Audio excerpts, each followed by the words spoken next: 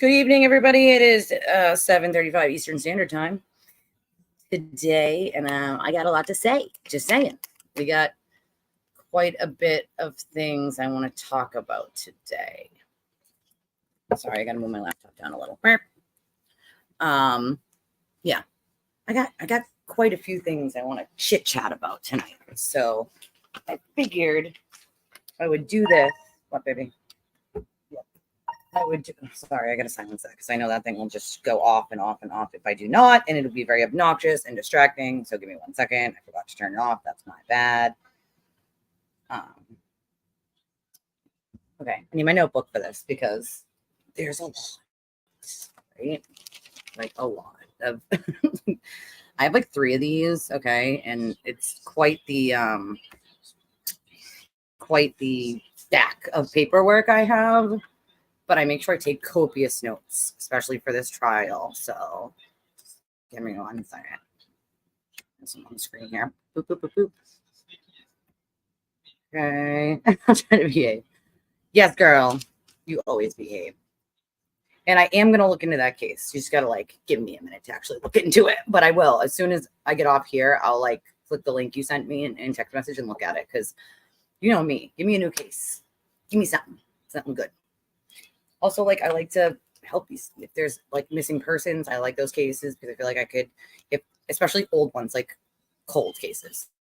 If I can jog someone's memory, if someone remembers something that they may not have remembered before, something like that. I love those types of cold cases because, as you guys know, I have a friend who's been missing since 2006 and he has not been found. And I've done his case on here and I'll continue to do his case because if I can jog any person's memory in Portland, Maine about that night, then I want to, right? Because he wasn't from Maine, he's from Massachusetts, like I am. He was my roommate's on again, off again boyfriend, and my roommate. So he was a good guy, and he might have had struggles in life, but nobody deserves to be missing for this long.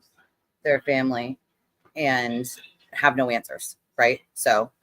I like those types of cases. So if those are, of any personally, any of those really cold sort of cases that are missing persons or unsolved cases, send me an email, twistedtragedies3@gmail.com, and I'll take a look at it because it might be something I would do. I have quite a few little cases sitting in the background right now, but what? Oh, that is just, he probably hit his head. And I'm guessing, sure, it takes there's a video. Oh, dear Lord. It's almost as bad as the people who left their daughter on a couch for 15 years. Yeah.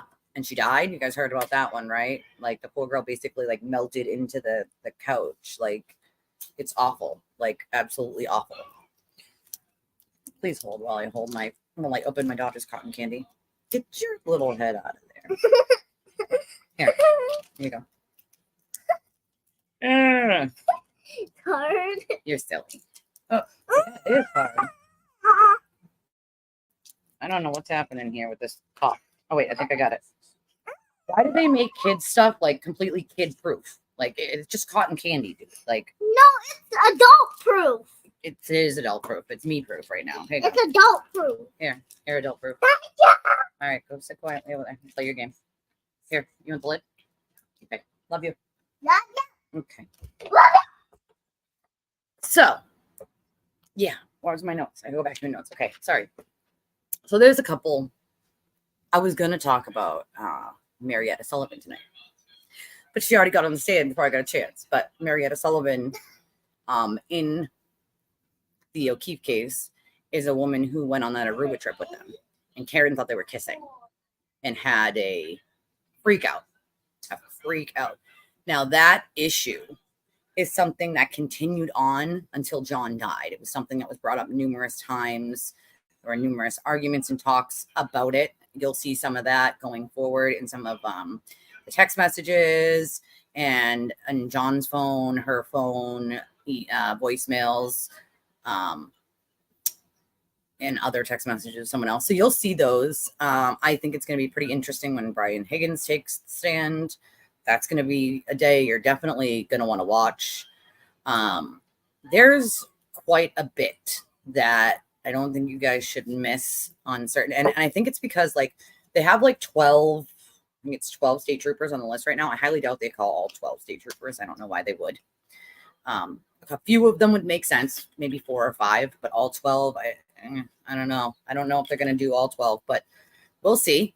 But the troopers don't really have anything interesting to say. There's nothing really like bombshell breaking in what the troopers are going to say. Most of all that stuff was already like in their reports and stuff. I think the most biggest stuff is the actual forensic and data evidence. The car, no, Higgins did not flip. There's no. No. The answer is no to that. Let's just put it that way. No, that's not there's nothing to flip on. That's the thing. Hey girl, hey. There's nothing to flip on, right? Like, I don't know. That's not a thing. Like, I don't even know how to explain it other than like, there's nothing to flip on. There's nothing to give. Like, he doesn't have anything to give other than all the same information everybody else has already given, right? Like, like there's nothing else. Like, so this big theme that like people think SWAT's gonna like, pop in from the rooftop, slide down on ropes because they're coming. Like, they're not coming. Just so you know, it's 3,500 pages of FBI documents. And the FBI found that there was no conspiracy. The FBI found everything that was already found to be true by the witnesses. There was no exculpatory evidence that proves that John was magically beat up. John's phone never left that lawn where he was found from 12:31 until he was found at 6 a.m. His phone GPS hovers over the house for a total of 3 seconds before it goes back to the place where he was on the lawn. 3 seconds it hovers. Boop, boop, boop, 1, 2, 3. So unless John got beat up down in the basement, walked all the way down to the basement, got beat up, bit by a dog, dragged outside, all the way around the back, into the front, mind you, no drag marks, no, they found nothing of the sort. Like, in 3 seconds, then it's not physically possible, right? John's phone never left that spot. So the idea that the cops deleted the ring cam footage, I hate to break it to you, but the ring cam footage was deleted between 1 and 5 a.m. The only person who had access to the ring cam between 1 and 5 a.m. before John was even found was Karen Reed. It's called kind of using logical sense of your brain, and also the evidence from the car. They're going to talk about the key cycles. Karen tried to key cycle the car over and over to erase the EDR data. How would one know that you could do that? Well, you'd have to be pretty tech savvy, and you have to know about cars. Not just tech savvy, but you have to know about cars. Or maybe, I don't know, maybe your brother might work at a Lexus dealership. So, and had previously told you something of the sort, or maybe even told you then. I don't know. But what I do know is it's not like general information to know that you can key cycle the car. And yes, even without a key, even without a key, even a push to start car. Because 2 things happen with push to start cars. Some of the push to start car keys are actually inside the key fob. Like inside the key fob. You literally can pop open the key fob and there's an actual real life key that you can use to override. Some push to starts do not have that, but a key cycle is just pressing the button over and over and over. So that's still like key cycle. It's still called key cycling. But yeah, I did. And so you have to remember, Alan Jackson is from California, people. Okay. He is not from our great state of Massachusetts. And I don't think he realizes that it's not going to fly well with the jury here. Maybe it does in California. I don't know. I don't live in California. But I know that the jury here is not going to appreciate you patronizing anyone about any sort of harassment at all, no matter how big or little, because them themselves could have been harassed. So then you're like, you don't know what they have been through in their lives. They don't have to tell their life story before they become a juror. So you risk sort of making the juror feel like shit about something that happened to them and making it feel like you could care less.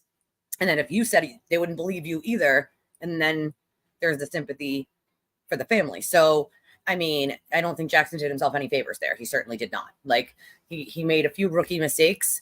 He opened the door to that, and then he didn't want the answer. And it's like, you are the one who opened the door, sir. Like, you asked her why she went to Elizabeth Proctor's. She answered you. You stopped in trying to be like, well, Your Honor, she just needs to answer the question and not tell a narrative. She is answering the question. You asked why she went to Elizabeth Proctor's. She's answering why she went to Elizabeth Proctor's. So you can't stop the answer just because you don't like the answer to the question. It's not the way it works, sir. Sorry to tell you. Like, to me, I think Jackson has this very big misconnect between how things work in California and the way people are in California and the way people are here in New England. And I don't think that's helping him any, for sure. I also think he thought that he could just sort of change people's words in their testimony and then make it look like they're lying by changing words in testimony and sort of spinning things, except almost every single witness on that stand, almost every single one has said some iteration of, that's not what I said, you're spinning, that's not the truth, you're not telling the truth, to Jackson or Yannetti. They've all said it. Almost, not all, but almost all of the witnesses have said, no, that's not what I testified to. No, that's not what the truth is. That's not what I said. One even said, you're spinning. And then someone else said, you're spinning it. So, like, Jen McCabe was smart to ask for the documents. I want to see the document because you keep taking my words and trying to spin them. I want to see exactly what was said on that paper so you can't take one small word, spin it, and try to change it. She was very smart to do that. If I was attorney, I would have told her to do that. Like, it's common sense. So people are like, oh, she shouldn't need to see it because it's the truth. Why would she need to see the truth? It's not about knowing what the truth is and seeing it. It's about knowing that if you don't word it the exact same way you worded it before, he's going to try to call you a liar, right? That's what's going to happen. Hi, Chris. Like, that's not a thing. We're not doing that, right? Like, I'm not going to do it. So I think she's very smart to say, I need to see those documents. I need to see them. Because if you're going to say, I said so, this, and many times what she read was not what he said at all that she said. And that's why, when the judge asked Jackson, is that same copy that I have? And Jackson was like, yeah, it should be the same copy. The judge was like, well, let me see it, because she doesn't even trust him for it to be the same copy of what Jen McCabe's looking at. She wants to know they both match. So she took Jen McCabe's to make sure hers match. Like, she doesn't even trust them. That's how shady. Like, I mean, that speaks volumes. Most of the time, if you say, yes, Your Honor, it matches, like, most of the time the judge is like, okay, cool.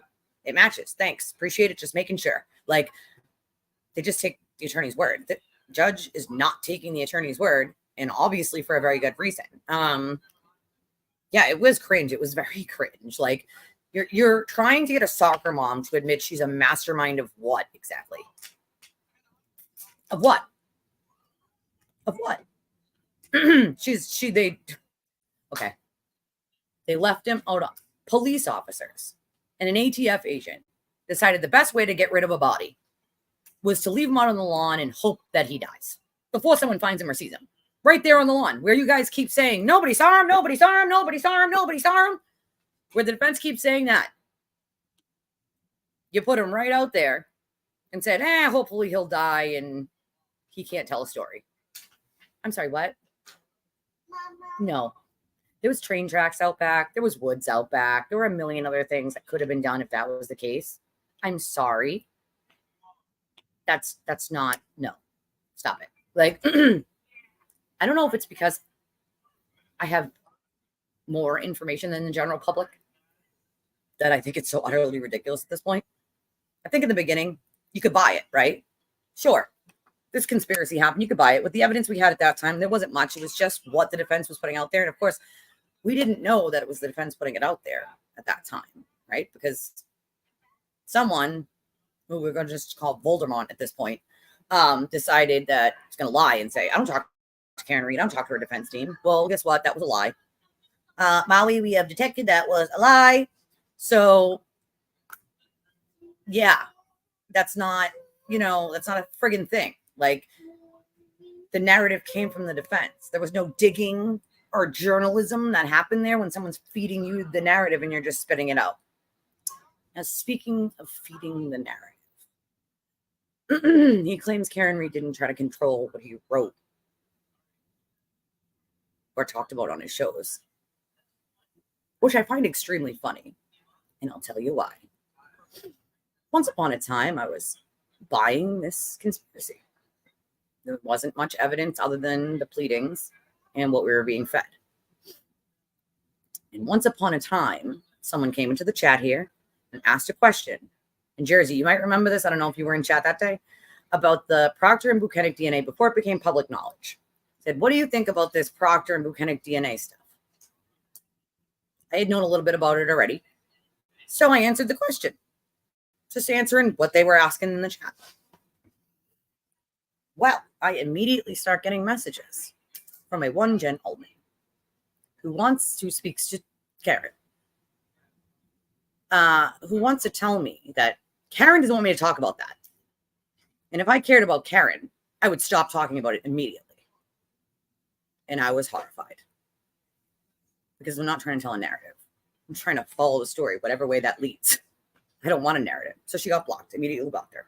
So then she goes to my other account and, you're just pathetic. And if you cared about Karen, you wouldn't even talk about this. And, like trying to control the narrative of what I'm going to talk about on my own show.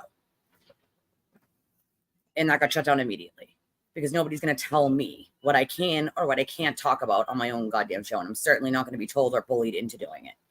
Sorry, not sorry. I'm not trying to tell a narrative. I'm not trying to lie to people. I'm trying to follow the story, whatever way that leads. If it's bad for her, then it's bad for her. Oh, well. That's the way the story went. That's the way the evidence went. I'm not going to just follow a narrative because that's what she wants me to do. What? There are things that the general public doesn't know and doesn't realize.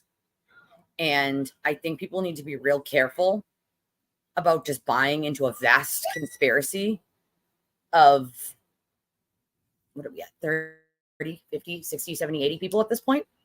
You guys at one point, at this point, I was on the list of people who might be in the conspiracy. You know how ridiculous that sounds? Like, I'm in on a conspiracy of people I never met.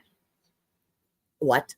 Like, what? Make it make sense. Someone make it make sense, right? Like, someone just make it make sense. I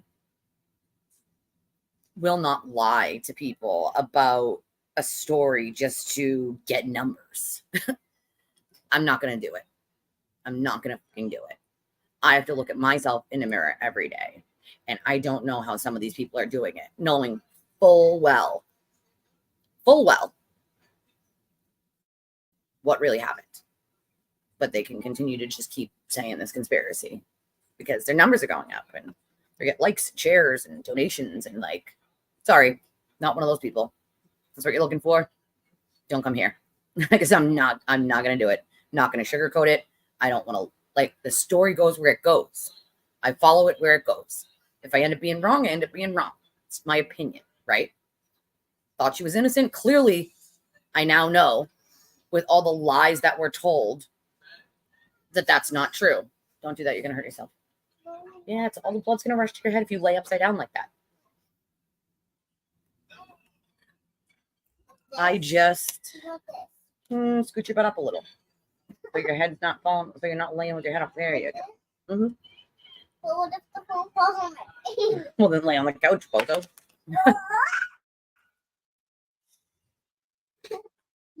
Sorry, I need to move this closer and then further away a little bit for a second. Put my legs in here. Okay. So here's the thing. I will Google that. Can you text me that so I don't forget, Jersey? Because I will forget and it'll get lost in the comments somewhere. So just text to me. I didn't set out covering this story thinking this is the way it was going to go, obviously, clearly. But I also noticed that when I got things that weren't public and when they became public, I watched people go, that's just doctored. That's fake. That's not true. That's not what we were told. That's not true at all. And they found any reason, Riley, don't do that, honey. They found any reason to discredit the information before they even knew if it was going to be seen in trial. Was it just any reason whatsoever. It makes me afraid for our country and critical thinking skills for my children. Like, if you believe that a vast conspiracy happened of 30, 40, 50 plus people, I'm not saying cops can't be, can't have a cover up. We know that to be true. Of course they do. There's plenty of times they've done that.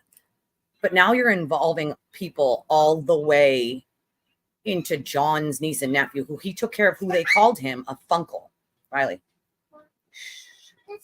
Okay, well, they called him a funkle, a father uncle. So they called him a funkle. So you're going to tell me that his, at the time, 14-year-old niece, and I think nephew was 9 or 10 at the time, that they're in on it too, right? Because they're going to testify. You guys aren't going to see it. The media is not allowed to video or audio the children for good reason. I'm hoping they'll just give us the transcripts. If they do, you guys will be the first people to know. We'll read the transcripts. I already know what the kids are going to say, but as soon as I get the transcripts, I will let you know. But unless you're going to tell me that the children are also involved in this conspiracy with soccer moms and every EMT, every firefighter, not every EMT or firefighter knew the Alberts or McCabe. Some of these people didn't know any of these people, have no reason to lie, don't have a reason to throw away their careers. Like, in order for this conspiracy to work, every single one of these people has to be coordinating together. 5 people in a group chat can't keep a secret for a month. But you think 30, 40, 50, 60 people can keep a secret for 2.5 years? Stop it. Stop it. Like, just stop. Just stop. Stop. The children would have to be part of this conspiracy. Okay? I'm not sure if Higgins will be Friday. Maybe, possibly. I know there should be a couple to get through tomorrow if they have court tomorrow. I'm just still trying to figure out if they took off this week or next week, but I'm not sure. I'll find out for you though. I'll text you later because I do have a list of like where, of all the people that are supposed to go and what order they're supposed to go in, but sometimes people get taken out and then brought up. That's happened a couple times. So I'll look at it and I'll let you know, but I guess somewhere around there. Yeah, that's what I thought. I don't know. Somebody else was like, yeah, they do. And I'm like, no, they took a long weekend, I believe, before Memorial Day. So I don't think so. Yeah, it's just awful. It's awful. Like, and I mean, poor Carrie, that broke my heart. She knew Carrie was friends with John for a very, very, very long time, a very, very long time. And the look in her face when they panned back to her. Yeah, I think they are off till Tuesday. When they panned back to her and she was just in tears watching that dash cam video of when they found John and when the police showed up, like, was just heartbreaking. It was absolutely heartbreaking. Like, I can only imagine. I know what it's like to lose people that close to you. I know the pain. But I've never been in a scenario like that. Exactly. So yeah, that was tough to watch. If it wasn't tough for you, like, then you don't have a heart. Like, that was extremely hard to watch her be so upset. Like, her lip was quivering and she was trying to control it because you have to try to when you're on a stand, right? You have to try to. Like, so it was really, really hard to sit there and watch her like that, knowing that that's her friend and she lived through this and she's still living through this 2.5 years later. She probably replays it in her mind all the time. Not that it's been 2.5 years, but I still replay the stream with heels. And that was not that long ago. It was just maybe 2 weeks, not even 2 weeks. We were on day, like, I think 5 of the, yeah. So not even 2 weeks ago, she passed. And the accident happened right on the stream. It was me and Voices. And I keep replaying in my head when that second happened. And so imagine 2.5 years later and you're in a trial and they're showing you the footage of while they're trying to save his life. And that's got to be just emotional roller coaster. And then to think that on top of that, you have to deal with relentless harassment and lies, slander, and defamation is unthinkable. What's disgusting to me is that people think it's appropriate as adults to act that way. You don't have to agree with me on my opinions. That's cool. It's fine. You don't have to. We can still be friends. I don't know if you guys know this or not, right? I know most people who are closest to me, Andy, Karen, these people know. I have friends on the other side of this issue.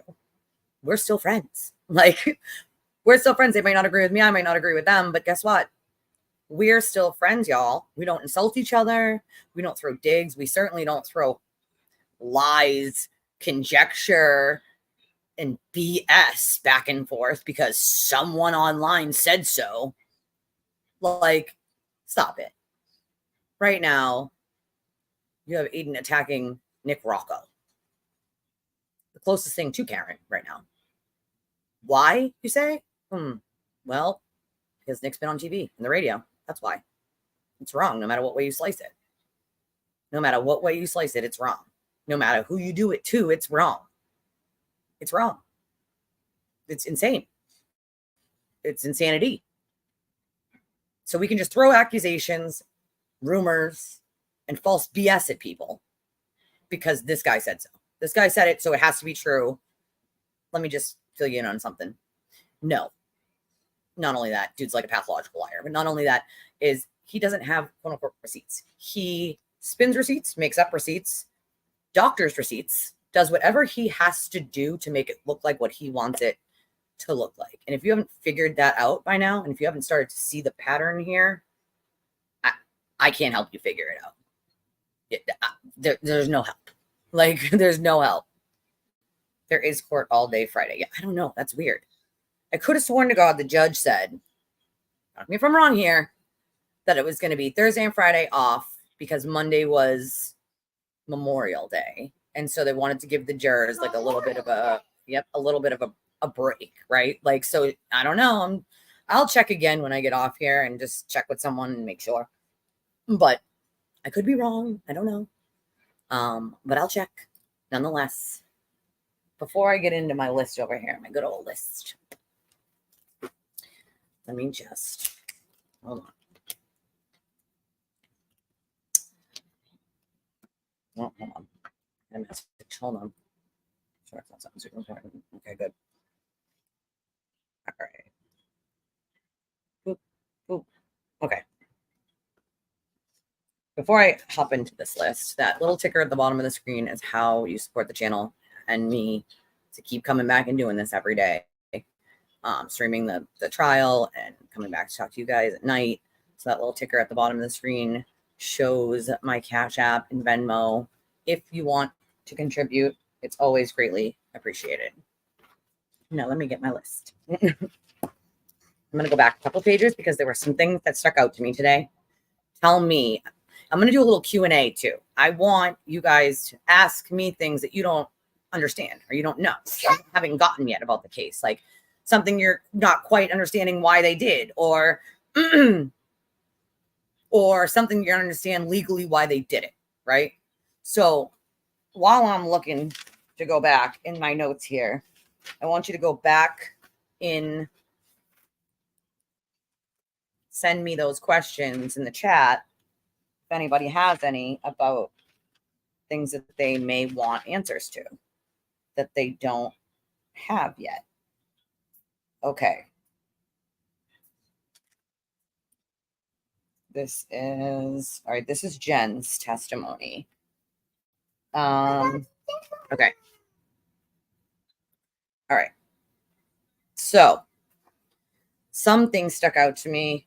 You know, there was a lot of back and forth with Jen and Jackson. And I think he took a lot of shots and he missed quite a few times. I got that text. That was funny. But a couple things stuck out to me.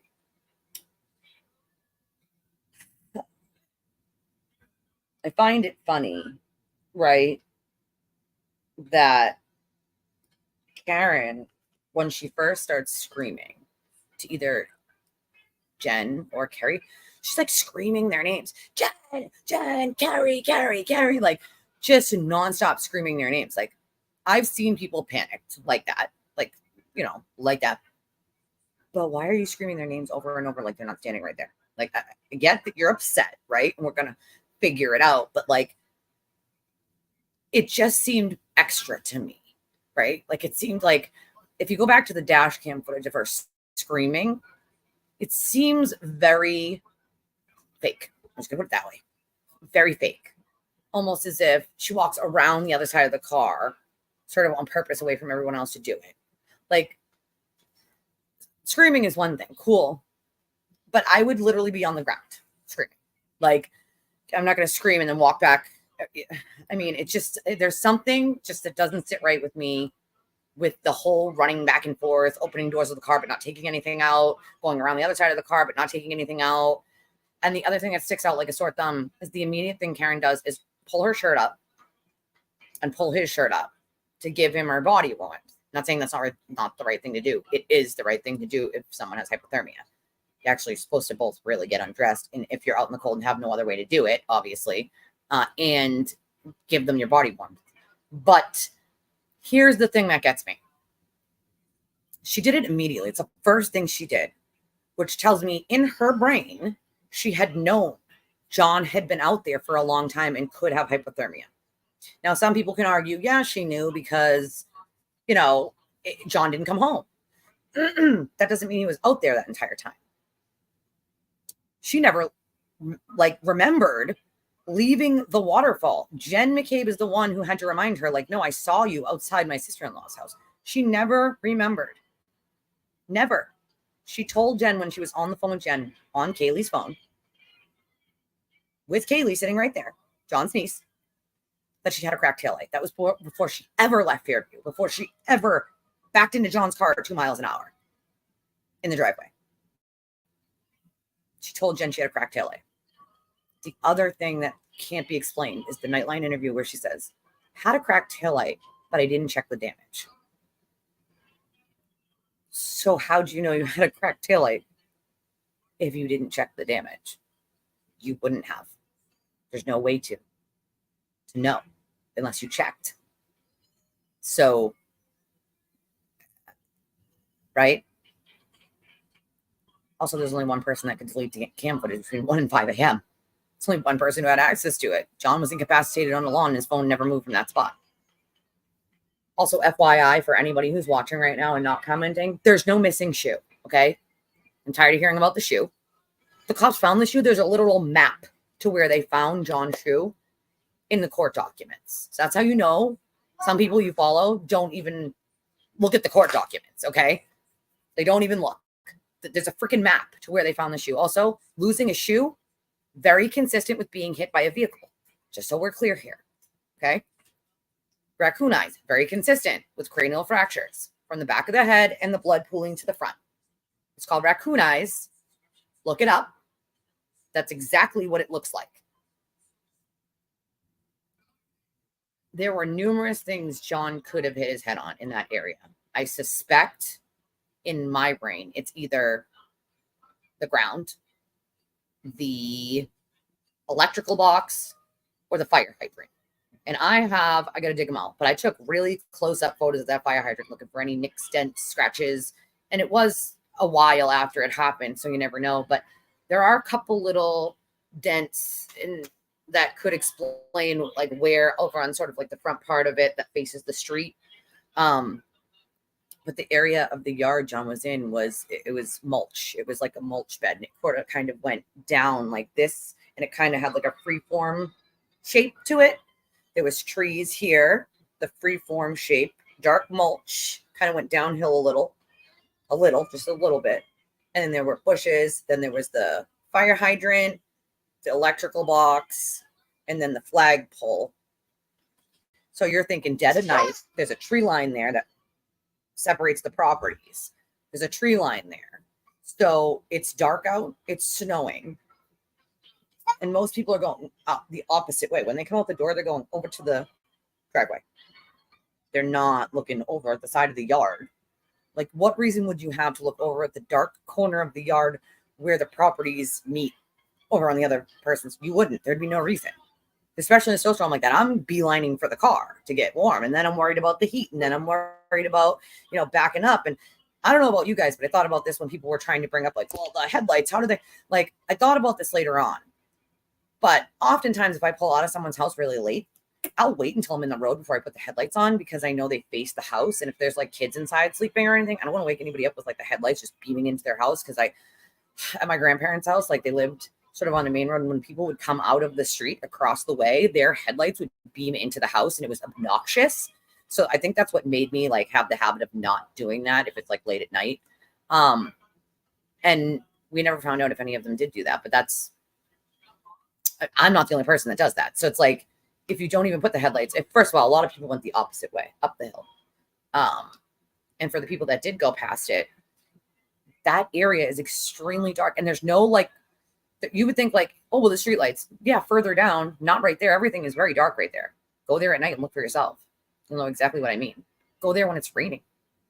You can barely see shit in the rain. Never mind the goddamn snow and a blizzard. Like, even if it was just starting to snow out, right? Like, John was wearing dark jeans and a dark blue and gray hoodie shirt. It's a hoodie shirt, I should say. Red Sox hoodie shirt. But it wasn't yellow. You know what I'm saying? It's not going to stand out. Like, you would have never known because it was dark. Everything was dark. It's just going to look like darkness. Like, so people are like, how'd you miss a body? How'd you miss a body? Very easily. The way that they missed the same, what do you mean? How'd you miss a body? But out of the same breath, you're saying they threw him out on that front lawn and they knew no one would find him. How? If you're saying that people should have saw him, then that doesn't work to your theory of they threw him out on the front lawn and people would have found him. Like, I mean, it's one or the other, can't be both, right? Like, so it's like, I don't think these people realize that their own logic doesn't work. Your own logic isn't working. It's not working. Like, there has to be some brain cells left in some people. And the screaming of like, Jen, like, that stuck out to me like a sore thumb. And then Carrie saying the same thing, screaming, Carrie. Like, she's right there, dude. Like, why do we need to scream her name over and over and over? And then Karen saying that she got into a fight with John and left him at the waterfall. She didn't remember going to Fairview. She did not remember going to Fairview at all. Like, Jen had to tell her, I saw you pull up there. Like, and Carrie could hear this conversation of Karen saying, and then you remember Karen said to Carrie, well, you drank so much last night. I don't remember anything. And that's when Carrie told her, like, you need to go home. You're going to get a DUI. You're going to get a DUI. You need to go home. And Kaylee's home by herself. Like, you need to go back there with her. And Karen was like, if you drive my car. But then Karen shows up at Jen's screaming for Jen. Like, why didn't she just go to Carrie's? Carrie waited for her in the car for 10 minutes and she showed up at Jen's instead. Why? Like, what was the purpose of that? Like, some things don't make sense to me. Like, the second call, like the calls to Carrie of John's dead. He got hit by a plow and then hung up. And then called her back and said, John, and then after not answering her calls and then saying, I think John's dead. I think he got hit by a plow. He didn't come home last night. And he would never leave Kaylee here alone. I wasn't supposed to sleep in Canton. Well, after a night of drinking, you would have drove home to Mansfield? That doesn't sound normal to me. Like, what do you mean you weren't supposed to be in Canton? Like, is there a reason you weren't supposed to be? Because you guys went out drinking. I would think that the plan would be you would go back home with him and go to sleep. Like, the Jen thing, yep. So Jen drives Karen's car because she was hysterical. And then Carrie pulls up at that point. And that's when she hears inside the car, Karen says something about the taillight, and she looks at it. It's covered in snow. It's missing a piece, right? Like, but she can still see the missing piece. They checked in. That's another thing. They took their shoes off when they went into John's house. And that goes to state of mind. They took their shoes off thinking, my friend's going to kill me if he finds out that I had my shoes on in his house. That goes to state of mind of knowing or thinking he was going to come back and he would be found. Karen did not take her shoes off. Not that I don't think that really proves anything for Karen other than she was frantic. That's just my opinion. Because, she just walked in, but it shows Jen and Carrie's state of mind where like, oh, well, my friend's going to kill me if I walk on. Even Mr. Camerano did. Like, so it's like all of these people knew to take their shoes off because they knew that's how John was, right? And they figure like, oh, we're just going to find him. He's passed out on, someone's couch or something, like whatever. Like he'll be back when he wakes up. Maybe he's just not answering the phone. Maybe he's, still passed out drunk. It's freaking 6 a.m. Like whatever. So that's what that was for. Because some people were asking me like, what was the shoe? I don't get what the shoe issue is like about them taking their shoes off at John's. That's what that was about. That was about like making sure they took their shoes off because they knew their friend would be mad. They walked around his house with their shoes on without taking them off. And then when Jackson sort of said to this was ridiculous to Jen, like, oh, so you made sure you were turned around talking to the girl so you didn't have to look out the window. What? Have you ever been in a car with women before, Mr. Jackson? I'm just wondering, because we do it all the time to talk to anybody in the backseat, because it's really hard to talk to somebody in the backseat with your back to them. I do it all the time. I will turn to the side so I can talk to the driver and them and face them and talk to them and the driver at the same time, unless I'm the driver, obviously. So have you never been in the car with female, sir? Like, what do you mean? So she didn't have to stop it? Because even when they were driving past Fairview to go look for John, Karen knew exactly where he was. Under snow. He was completely covered in snow. And even when she jumped out of the car and was kicking the door to get out, Carrie said to Jen, she's fucking nuts. She's fucking nuts. Him screaming, there he is. And she's like, she's fucking nuts. Like, because nobody sees anything but Karen. How does Karen know that's John? Like, how? How does she know? No one else can see this. So then, of course, when Carrie realizes it is John after she cleans off his face, that's when CPR starts. Now, if you guys remember, back in last year-ish time, Karen told the news that she was the only one trying to save John's life. Well, that was false because she wasn't even the one giving the chest compressions. That was Carrie. She gave the mouth to mouth. So they helped do CPR together. She was not the only one trying to save John's life at all. So that was a lie. Carrie also had John's blood on her. And then Carrie still had the state of mind and went and got John's parents in Braintree in a snowstorm, spun out on 93. So on the way back, she decided, no, I'm not taking the highway. Like, I'm not doing that because I'm not taking that risk. Like, like, I'm not doing that. Like, I mean, then we have, him opening the door about the harassment. It was his own fault. He opened that door. We talked about that already. Oh God, that was a good one. Carry him down to like Carrie Robertson. She said John dated a lot of people. And I will say Carrie is blunt, that's for sure. And that comment she made about Karen, she said she's just an unpaid babysitter with like perks, basically. Like, ouch. Ouch. I don't know if it was after like Karen was arrested or like when those comments were made, but that's how Carrie felt. And she wasn't, she wasn't gonna let anyone, she wasn't gonna sugarcoat it for anyone. She literally said it. She was like, nope, she's like a unpaid babysitter with perks. Like, that's basically it. Like, that's fucked up. But we do know that in Aruba, they got 2 rooms because Karen wanted to have her own space with John, which I don't think is a bad idea. But if the niece and nephew are 14 and 10 or 14 and 9, I'm not putting them in their own room by themselves, especially on the opposite side of the hotel. Not happening. Not doing it. And I'm not going to have my own room away from my boyfriend. That would be weird.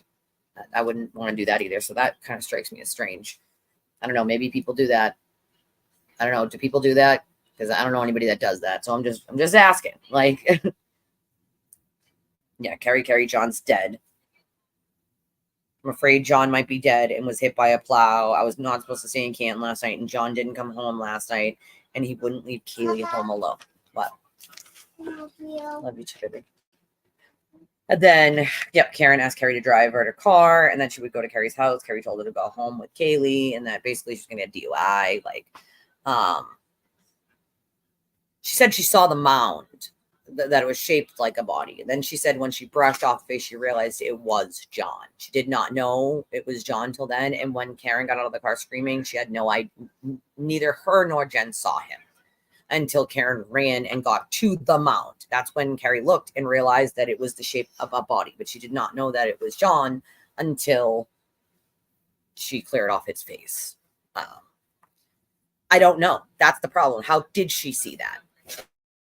How do you see that when he is completely covered in snow? How do you know exactly where he is? No one else saw him, and they're looking on the road. They're looking to see if he's walking, or Karen said hit by a plow. People keep saying that, the Alberts and McCabe's, like, they just were hoping he would get hit by a plow. They're not the ones who came up with that story. Karen is. Let's make that very clear. The Alberts and McCabe's never came up with a story about a plow. That was Karen and Karen alone. So they never thought he was going to be hit by a plow and they should throw him out on the lawn because he would be hit by a plow. Like, stop it. You know how ridiculous that sounds? It's so ridiculous. Like, no.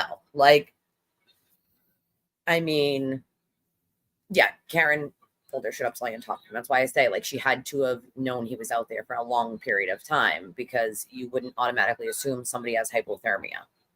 And that's when you would do that. But first, you need to find out if this person has a pulse, because you're not helping them with hypothermia if they have no pulse to begin with. So, CPR would be the first thing you'd want to start. Like, no, it wasn't Carrie that said hit by a plow. It was Karen. That's what she was telling Carrie. Just she called Carrie on the phone and said, John is dead. He was hit by a plow, and then hung up. And then Carrie tried calling her back. And then she called Carrie again and said, I think John might have been hit by a plow. I think he's dead. He didn't come home last night. I wasn't supposed to stay in Canton. He didn't leave Kaylee. He would never leave Kaylee home alone. It wasn't Carrie that said anything about the plow. That's Carrie called the police station, and then the non-emergency police station line, and then Good Samaritan, after Karen said, I think he's dead. I think he was hit by a plow. So that's when Carrie was like, okay, well, I'm going to call and see if anybody was brought in with any accidents. And she did. And of course there wasn't. But it wasn't Carrie that said that. It was Karen multiple times. So that story didn't come from anybody else except Karen about the plow. So that's, I mean, and the plows, like Carrie said, were out, but like the visibility was crap. The roads were still shit. Like, so they were probably, going over the snow, and it was just coming down so hard that like it was barely doing anything when the plows were trying to clean it up. Like, and Carrie waited in her car for like a good 10 minutes or so, she says, before she finally got a call back and said she was at Jen's from Karen, and said she was at Jen's. And Carrie said, Jen who? And she said, Jen McCabe. And Carrie told her she would meet her at Jen's, and that's when Carrie went to Jen's. But that they were also at John's house is when Karen also pointed the taillight out again. And they went around the back of the car. And Carrie was like, do you think I hit him? And Carrie was like, no, I don't think you hit him. Let's just go in the house and see if he's there. Because originally Carrie said, well, did you look in the house for him? And Karen said, no, I didn't look. Wouldn't that be the first place you look? If you said he didn't come home, right? Like, that would be the first place. I'd turn that down, baby. The first place I would look. Riley Jenna. Hello. Miss Missy thing. Hello. Missy? Missy? Can you turn it down a little? Oh, you're silly. Yeah. So you're so silly. You're silly. Yeah, I mean it's heartbreaking that Carrie dug his head out of the snow. That is, I don't know if I would have been as, she was trying to control so well her emotions on the stand, and I don't know how she did, because even I would have been a mess. I just would have been a mess. Like, but yeah, Karen told Carrie she didn't remember last night at all, that she drank so much, but she couldn't remember. And that Carrie asked her where she was, and she said she was out driving looking for John. That's when Carrie was like, you got to go home to Kaylee. She's there by herself. Like, this was before, obviously, she went to Jen McCabe's and whatever. And that's when Carrie called like CPD emergency line and all that to see if there had been any accidents or anybody brought in, because Karen kept saying he was hit by a plow. And nothing was, they didn't find anything at Good Samaritan or the CPD, emergency line. When they looked at the taillight, yeah. Do you think I hit him? And Carrie said, no, I don't think you hit him. Let's just go in the house and look for him. Now, if my husband didn't come home last night, the first place I'm going to look is the house, right? Couch, basement, even out on the freaking porch, like maybe there's a sun, like I'm looking in the house first. Bathroom, like if I wake up and my husband's not in the bed, what do you think the first thing I do in the morning is if he's not in the bed with me? I get up and I look. Is he in the bathroom? Is he in the kitchen? Did he go out on the porch? It's the first thing I do. So it's really strange to me that she didn't go and look around the house at all. She didn't look around the house at all. The bed was made, so she didn't sleep in the bed. So the Commonwealth suggests that she never went to sleep, that she was up that entire time. Well, someone was up because someone deleted that ring cam footage between 1 and 5 and couldn't have been John. So there's only one person that would have had the access to it at that point, and it would have been Karen. So when they bring this stuff into the trial about like the times and how many videos, I think it was like, I can't remember if it was like 13 or 17 or something like that. It was an amount of videos that was deleted between 1 and 5 a.m. that morning.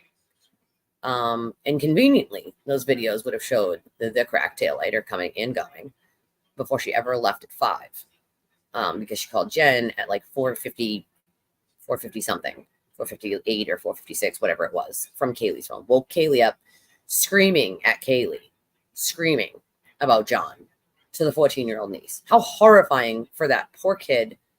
The nephew wasn't home. He was at a friend's house, slept over a friend's house. But like, you woke this kid up screaming about her uncle not being there at 4:50 something in the morning.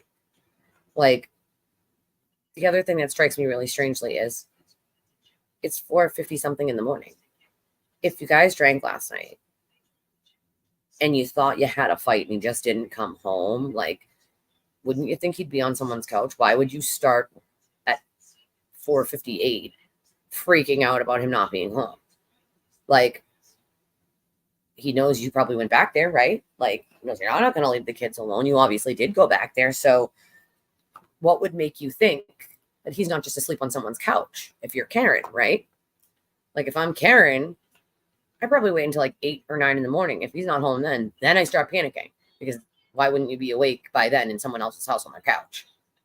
But 4:58, it's a little suspicious to me. Why are you all at 4:58 in the morning waking a niece up, screaming at her and having her call Jen McCabe at 4:58 a.m.? Something isn't right. Something doesn't add up, right? And when you get the rest of the pieces of the evidence, you're like, oh, that's why. That's why it doesn't add up. Because she knew what she did. She started getting bits and pieces. She might not have known at first, but once she started getting bits and pieces of what happened, she went into straight panic, cover-up mode. And she did a lot of things and said a lot of things that I think she thought were smart at the time that were not. Like, once we get down to like the hospital workers at the hospital and some of the things that they're going to say, the medical records, you're going to see the blood alcohol content, which was over the legal limit at the hospital when they section 12'd her, hours and hours and hours after they had stopped drinking. So obviously it was much higher before that, right? There's no ifs, ands, or buts about it. That's just a fact. You can't even argue that. That's an absolute fact. So, I mean, give me 1 second, guys. I want to know, what questions do you guys have about the case that you like haven't sort of had answered yet, or do you feel like you don't understand something that's going on in the case? Like, I'd love to see, like, or just you have a comment, like, what's your take? Like, I'd like to know if anybody has like sort of little questions about something that they saw in the trial or something that they think is coming in the trial that they haven't seen yet, or they don't know why it was said or what angle was being used with it, because I can probably answer those. A lot of people were asking me like, why did they say this, and why did Jackson say that? And I have to explain like what angle he was trying to go with at that point, or why did Lally bring this up? I think Lally has missed quite a few different opportunities of a couple questions on redirect. And I think Jackson has completely tanked in sort of reading the room of people from New England. But I think all in all, people expected that you were just going to have all this bombshell evidence that was going to be dropped right away. Right away. Like, oh, boom, bombshell evidence right away. You're going to see all the evidence right there. And no, they're not going to do that. It was very smart and methodical of them to start from the beginning, debunking this conspiracy theory, and then move to the end with all the evidence. Because it's fresh in the mind when the defense starts their conspiracy theory, right? The evidence has just been shown to them right before the defense starts the conspiracy theory. So they can refer it back to, wait a second. They're saying this Google search happened at 2:27 a.m. Except Ian Whiffen, the man who basically made the software for Celebrate, is saying that's absolutely not true at all. And that is not how you read his software. So then what, as a juror? Do you believe their expert, who doesn't work for that company and doesn't read their software and certainly didn't help make it? Or do you believe the guy whose software it is on how to read it?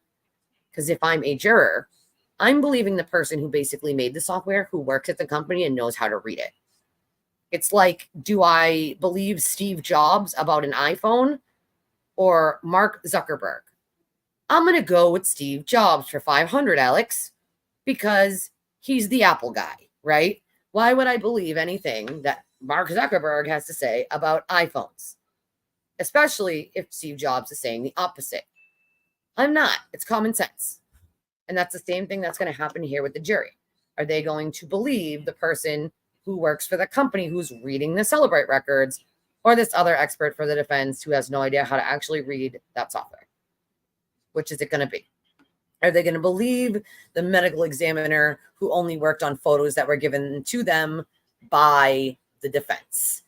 Cherry picked, and also I would call them altered, because they put a darkener on them on the autopsy photo that everyone has seen. There's a darkener on that to make the wounds look deep. I promise you, when you see the originals, you're going to be quite pissed off. You're going to be quite upset that you have been lied to so egregiously, because you can literally see how there's scrapes at best on most of them, like road rash scrapes, like scrapes from like, you know, scratching. Like if I was playing street hockey and I fell onto the concrete, like, and I scraped my knee, like actual just scrapes. Okay. Not 2-inch lacerations, literal scrapes. You're going to be quite upset when the real pictures are shown in trial and you see how different they are to the ones that the defense has been throwing out there this entire time, to make them look darker, to make them look deeper, to run this theory that it was a dog bite. Last I checked, my daughter has a German Shepherd. There's an upper and a lower jaw, people. Like, also, I don't care how many quote unquote dog experts from YouTube want to say it was a dog. I promise you it was not a dog at all. So let's just make that abundantly clear. I think that a lot of people are going to feel very lied to. A lot of people are going to feel duped. A lot of people are going to be quite angry and upset that this is what has happened and that they were completely misled about some of this, especially things like the pictures. That would make me so, I mean, for me, myself, I was so angry. So freaking angry. I was so angry.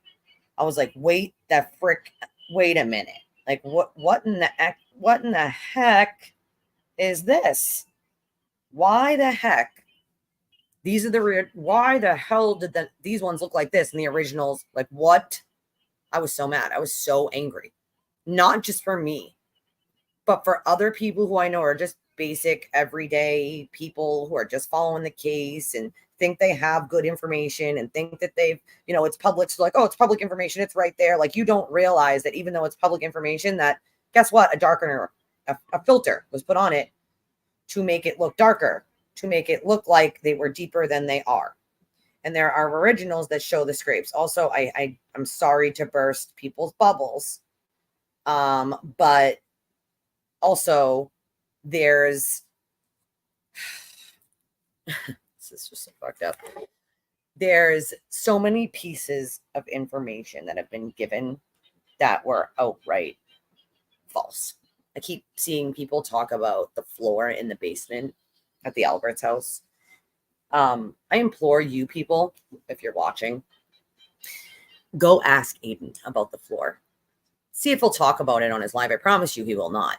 And why, you say? Because he knows that that was false information. That's why you never hear him talk about it. That's why you'll never hear the defense talk about it, because it was false information. The floor was partly replaced in the basement due to a flood before John O'Keefe died. Also, FYI, the floor has been tested since John died. There was nothing in that house. Nothing. And I know people don't like to believe it until like a report comes out. I highly doubt the FBI is going to just release a report when they haven't found anything wrong, because that's not what they do. But on some strange, if they do for some reason, I'll be right here waiting for the apology. Don't worry. Or if somehow, some other way gets published in some sort of report, I'll be waiting right here for that apology. But I promise you, that floor was checked. They checked and there was nothing. And I don't want to hear like, oh, they cleaned it up. No, see, here's the thing. Blood has this thing where like it seeps into cracks and holes, and there's really no way to clean it all up. It would be in a crack or a crevice or a hole, or be splattered somewhere that you would never be able to find. And so if someone pulled it up or tested, guess what? It would be found in the concrete, in a crack, in a crevice. It would be found. They found nothing. The ME's report is 100 pages long, y'all. You guys have heard about maybe 2. Okay, maybe 2. Yeah, I'm not saying some people don't. I get it. I'm just saying, like, it's strange coupled with everything else. You got to couple it not just by itself, but coupled with everything else, right, Jersey girl? Like, you got to couple it with everything else and all the other circumstances, which is just what makes it strange, right? Not just by itself, because by itself, cool. Like, I start to panic if my husband's not home on time after he plays the softball games at the normal time that he's normally dropped off. And then I'm like, oh, wait, like, did something happen? Like, but I'm not screaming. I'm not, doing all the extra shit that's coming along with it. And then there was just so much, like, because she is brilliant, y'all. She is brilliant. Andy is brilliant. And super lucky to have her as a friend. Super, super lucky. Super lucky. This thing scrolling at the bottom here. Thank you, Andy, by the way. I just looked at my phone. You're the best. This scrolling ticker here, like Andy, you can contribute to the channel and me. The Venmo and Cash App is at the bottom if you choose to do so. It's always greatly appreciated. But yeah, she's brilliant. Absolutely brilliant. Smart and brilliant and funny. And I'm blessed to have her as my friend. Blessed to have so many of you as my friends, because you're all great people. Like, I have met some pretty amazing people through this whole thing that I might not have met otherwise. And I cherish those relationships and those friendships. And y'all know I'm always here if you need me. I do. I know you guys know that because my phone rings off the hook. So I know y'all know that already. So, but there's so many different things that happen in this case that are just kind of mind-boggling in the beginning. You're like, maybe she's innocent. Like, maybe this is just all a cover-up. Maybe there is some strange happenings happening here. But when you start to get all the evidence, it starts to fill in the puzzle. And the pieces start to make a completely different puzzle. And you're like, oh, shit, I was wrong. Oh, fuck. I was misled. And then when you find out how many of the things that you were told were out and out lies, falsehoods, complete fabrications to shine a narrative. I'm sorry, but when you're messaging me, telling me that I can't talk about something because Karen doesn't want it talked about, I don't know where you thought you were going with that, dude. Nobody's going to tell me what I can and can't talk about on my own channel. Like, I'm not going to follow a narrative. I don't give a shit who you are, the Pope, the president. I don't care. The story is the story. The evidence is the evidence. Whether it makes you look bad or not, it's irrelevant. I'm going to follow it wherever it goes, wherever the evidence goes. So to be as bold as to try to sort of, control what people on YouTube are saying, what they're blogging about, what they're writing, what they're saying, that tells me that you got to be a pretty big control freak for that. And you got to have some big balls, because if I'm a defendant on a murder trial, the last thing I'm going to do is have people reach out to other people to say, hey, don't talk about that. I don't want you to do that. That's the last goddamn thing I'm going to do, because that is just bad. That is just bad, bad, bad. Like, you did. You sure did. Sure did. And see, this is a friendship that you don't have to, take everyone's opinion and believe me. But me and Jersey have been friends through this whole thing. Like, it really is disheartening to watch people attack each other, harass each other, call each other nasty names, like, and just keep going with it because someone else told you something bad about someone. And everybody is bad. Everybody is bad except him. Everyone. Right now, Nick Rocco is bad. That's what he's telling the world. And he's throwing these insults at the Roccos. And he's throwing all of these accusations at the Roccos. Now, listen, I don't have to believe in Karen Reed's innocence. But even what he's doing to the Roccos is wrong. It is wrong. He's mad and upset because he's not on TV and he's not on the radio. So now it's time to go scorched earth. It's what he does. It's a pattern. Nothing more. It's not that they're bad. It's that he wants them to be bad. Because if his mob thinks they're bad, then he's more relevant. Like, oh, you're stuck with me, girl. You are stuck with me. God bless Heels, man. We got to do her proud on this one. I miss her. We're gonna do her proud on this case by following it until the end because, I promised her that I would cover it with her. And since she can no longer be on this great earth to cover it with us, we started this together. I'm going to finish it. That's for sure. To the end. That's okay.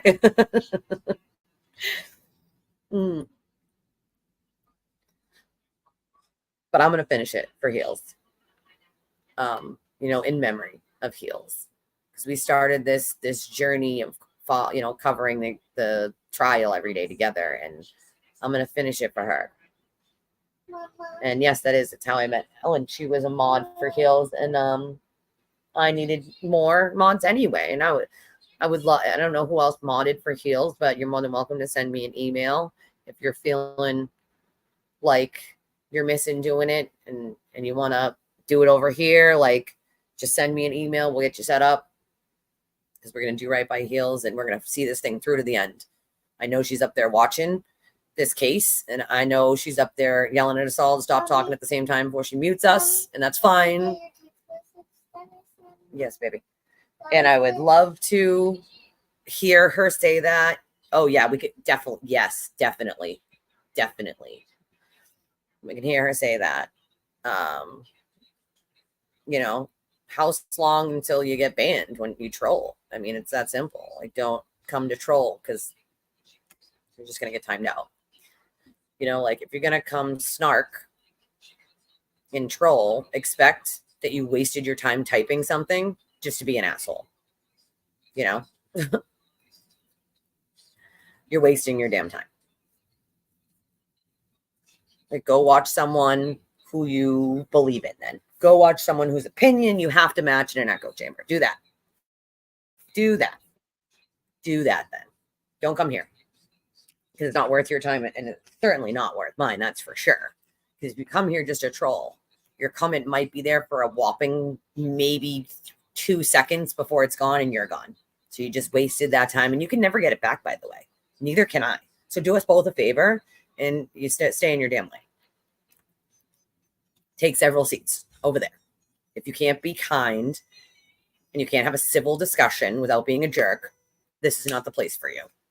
Because we can do that here. We can have civil discussions about why and not be assholes, right, Jersey? Do we need to show them how to do this? I feel like we need to show people how to do this because I don't think they think it's like possible. Like, you can have a civil discussion about something and not agree and still be friends.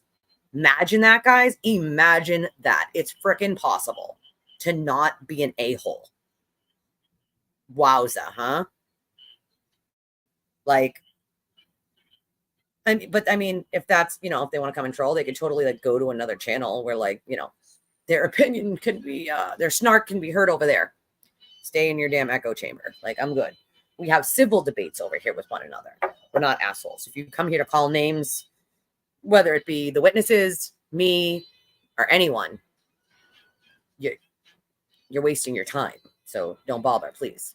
Most of you are already blocked from the first go around of that bullshit. But I mean, you could do it again if you want, but you're just gonna get blocked. So it's like, you want to waste the time, be my guest.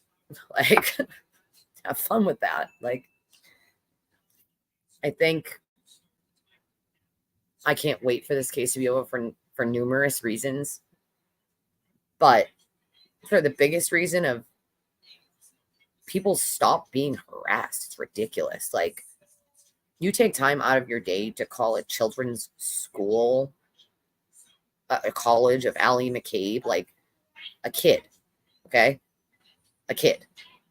You took the time out of your day to do all of these things, like to hurt someone that you think is guilty because someone else told you they're guilty of something. They've been charged with no crime whatsoever. The FBI is not coming. They're not arresting anyone. So you felt the need to take it out of your time to write nasty letters to them, emails, text message them. Still to this day, you people are text messaging them. I think it's time to grow up. And I just want you to know that when you put bad karma into the world, the universe brings it back to you. And if you don't think it's true, go ahead and test the theory. I promise you it is. If you put good karma in the karma bank of the universe, eventually it will come back. Same goes for bad karma. You put that bad karma out there, doing shit like that to people you don't even know, people you've never even met a day in your life because someone else told you they were bad and you don't think there's something wrong with that, then it's time you need to rethink a few things. Like, come on. It's ridiculous.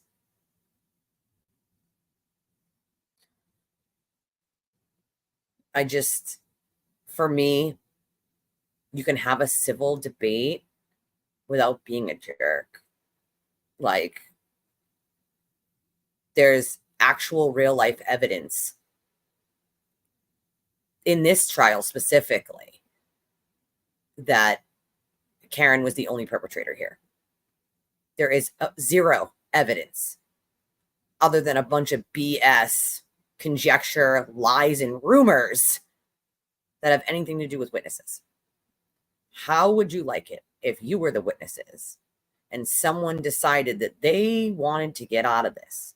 So they're going to work with someone else to make this social media campaign of public opinion. Maybe a few jurors will see it and they'll end up on the jury and have this whole story flow. How would you feel if you were the Alberts or McCabe's and you were innocent of anything? And no matter what you said or did, people called you names. John's phone did not take steps in the house. Sorry to burst your bubble about that, and I'll tell you why it didn't. John's phone took steps before they even arrived at the house. That's how you get around that. They never, so unless they're taking steps in someone else's house, John's Waze shows what time, and Karen's phone show what time they arrived at 34 Fairview. John's phone took steps before they ever arrived at 34 Fairview.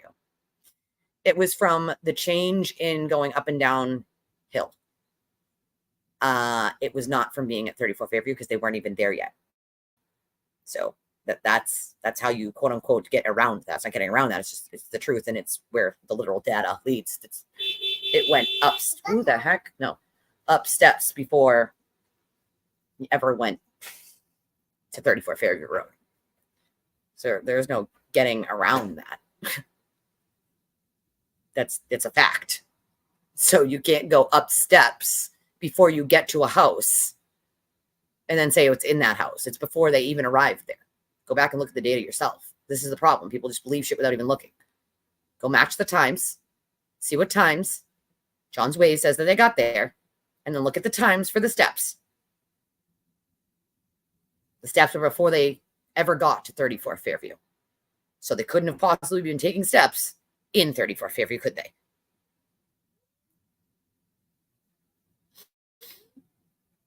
You do that. Yeah. So again, if you go up and down, like, so where Fairview is, there are like little hills and stuff like on the roads. They're very like, it's very residential. Like there's twists and turns in the road. There's elevation changes, and the steps come from elevation changes. So that was something that was talked about quite a bit. And we thought, oh, well, how could he take steps if he never went in the house? Problem is, once we got the data, the steps happened before him and Karen ever got to 34 Fairview. So unless they're stepping in the car, the steps are not possible. So, you know what I mean? So that's the kind of stuff that I'm talking about here. Like, this is the kind of stuff that people are repeating as if it's a fact because someone else told them. And it's stuff I'm trying to correct by telling them to go back and look at it yourself. Go back and look at it yourself. There were no deleted calls. The guy who's going to testify from Celebrite will explain that. And he'll also explain that a wall file is not the same. A wall file is showing what time she opened a tab, not what time she Googled. There's no deleted calls. Also, the quote unquote picked up calls are picked up by voicemail. That is why it's showing up that way, because it was picked up by the voicemail, which again, I don't have to explain. I will explain, but I don't have to because Ian Whiffin's going to explain that, the man from Celebrate himself. So I'm just saying, this is stuff that you guys need to stop just believing because it was said. Wait and listen to it in the trial and then come back to me and say, what happened with this? What happened with that? After you see the data. The data for John's Ways and the steps are out there. You can go look, get that yourself. But when Ian Whiffin testifies to the stuff on Celebrite, a lot of people are going to be quite pissed off that they were lied to this entire time, that they weren't explained that a wall file is not the same. You can't use a wall file to do a timestamp of a Google search. That's what time the tab itself was opened, not what time the Google search happened. So again, like, these are things that people need to keep in mind when they just listen to the ranting and raving of a madman. Remember, he has everything on the line here. He can't ever admit he was wrong. He knows he would be ultimately screwed if he ever admitted a day in his life that this was sham. He was wrong and information he was giving was wrong. He won't even talk about the basement floor. You can bring it up 75 times in that live chat and he will not talk about it. Because then he would have to address the fact that it's false information and that he gave false information. You know, my thing is, if I accidentally gave false information, let's correct that shit, bro. Let's correct it. Let's correct it. He will never do that. He doesn't correct things. It's very rare that you'll ever see that man correct a goddamn thing. And that's because then he'd have to explain why people have been saying this entire time and he hasn't corrected them. Like, you do. But you also have to look at it yourself, right, Jersey girl? Like, you got to go and look yourself. You can't just, somebody be like, well, this is what happened and read this part of it. And this is why this happened. No. You got to read all of it, both sides of it, and then look at the evidence itself. Yeah, it's a murder trial. It is a murder trial. It's exactly what it is.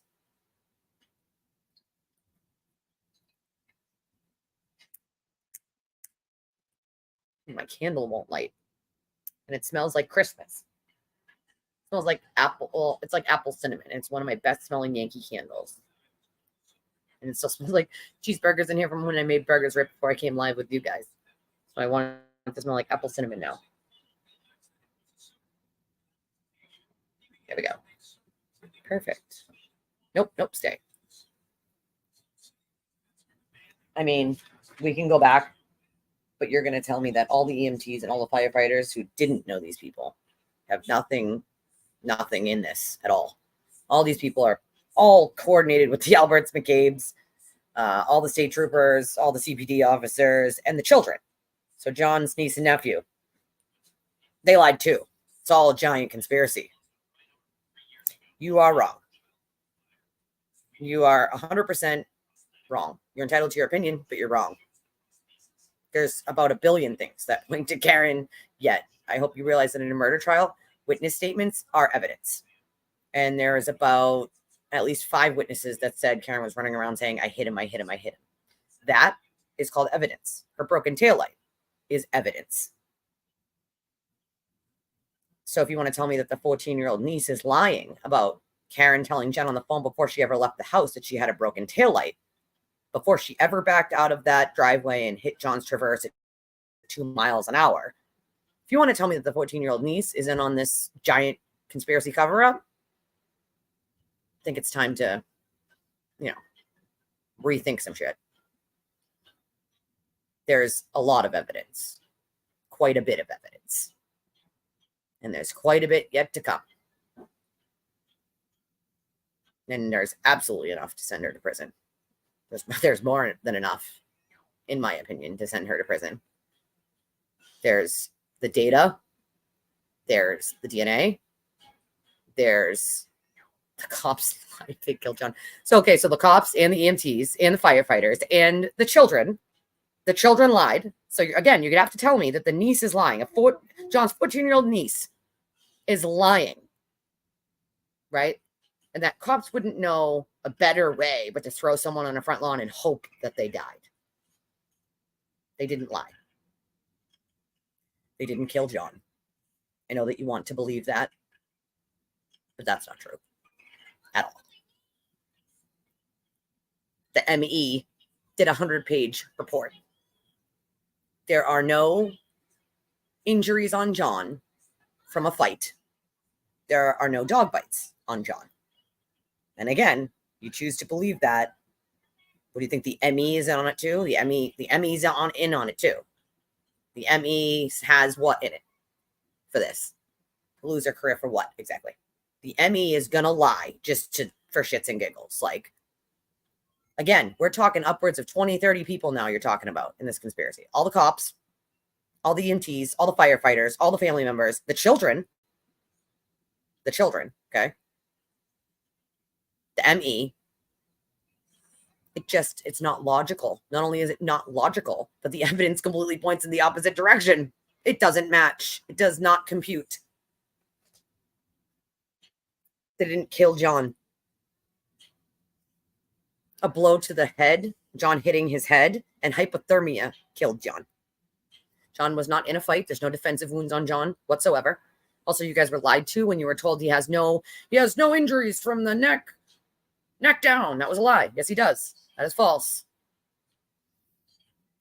You can believe that, but you're coming into this believing there's a giant conspiracy. Take those glasses off for a minute. They're very credible when they're all saying the same thing from their own perspective. It's very credible to a jury. I hate to break it to you, but it's very credible to a jury. They're all telling the same story from their own perspective of what happened that night, including the children. All of these people together don't have a reason to lie. You might argue some of these people do, but you would have to include some of these people in this conspiracy. All of these people. He doesn't have boxer fractures, though. That's the thing. That's the thing. There's no defensive wounds on John. At all. None. There's a 100-page report, guys, from the ME. 100 pages. You've been shown like a page and a half of it. Promise you, the rest of that is quite interesting. And it's going to make quite a few people angry, as they should be.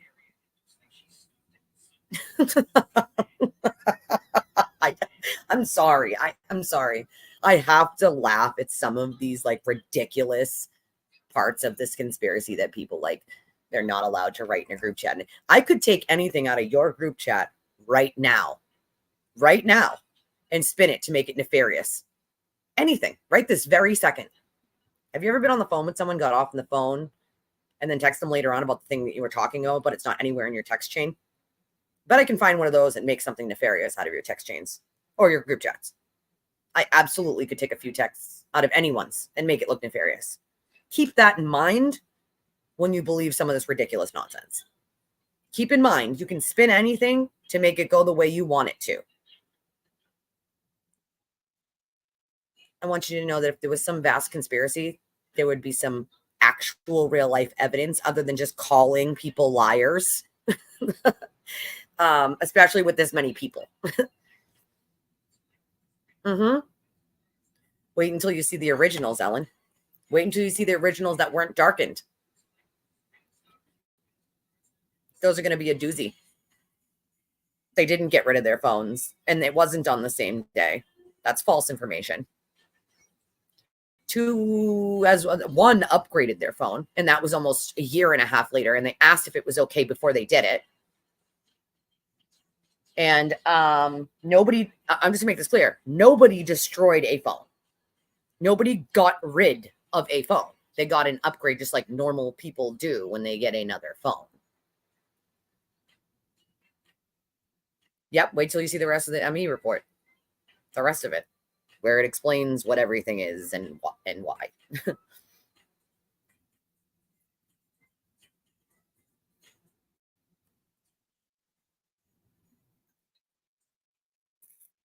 Well, that's, I mean, it's not true. We do know.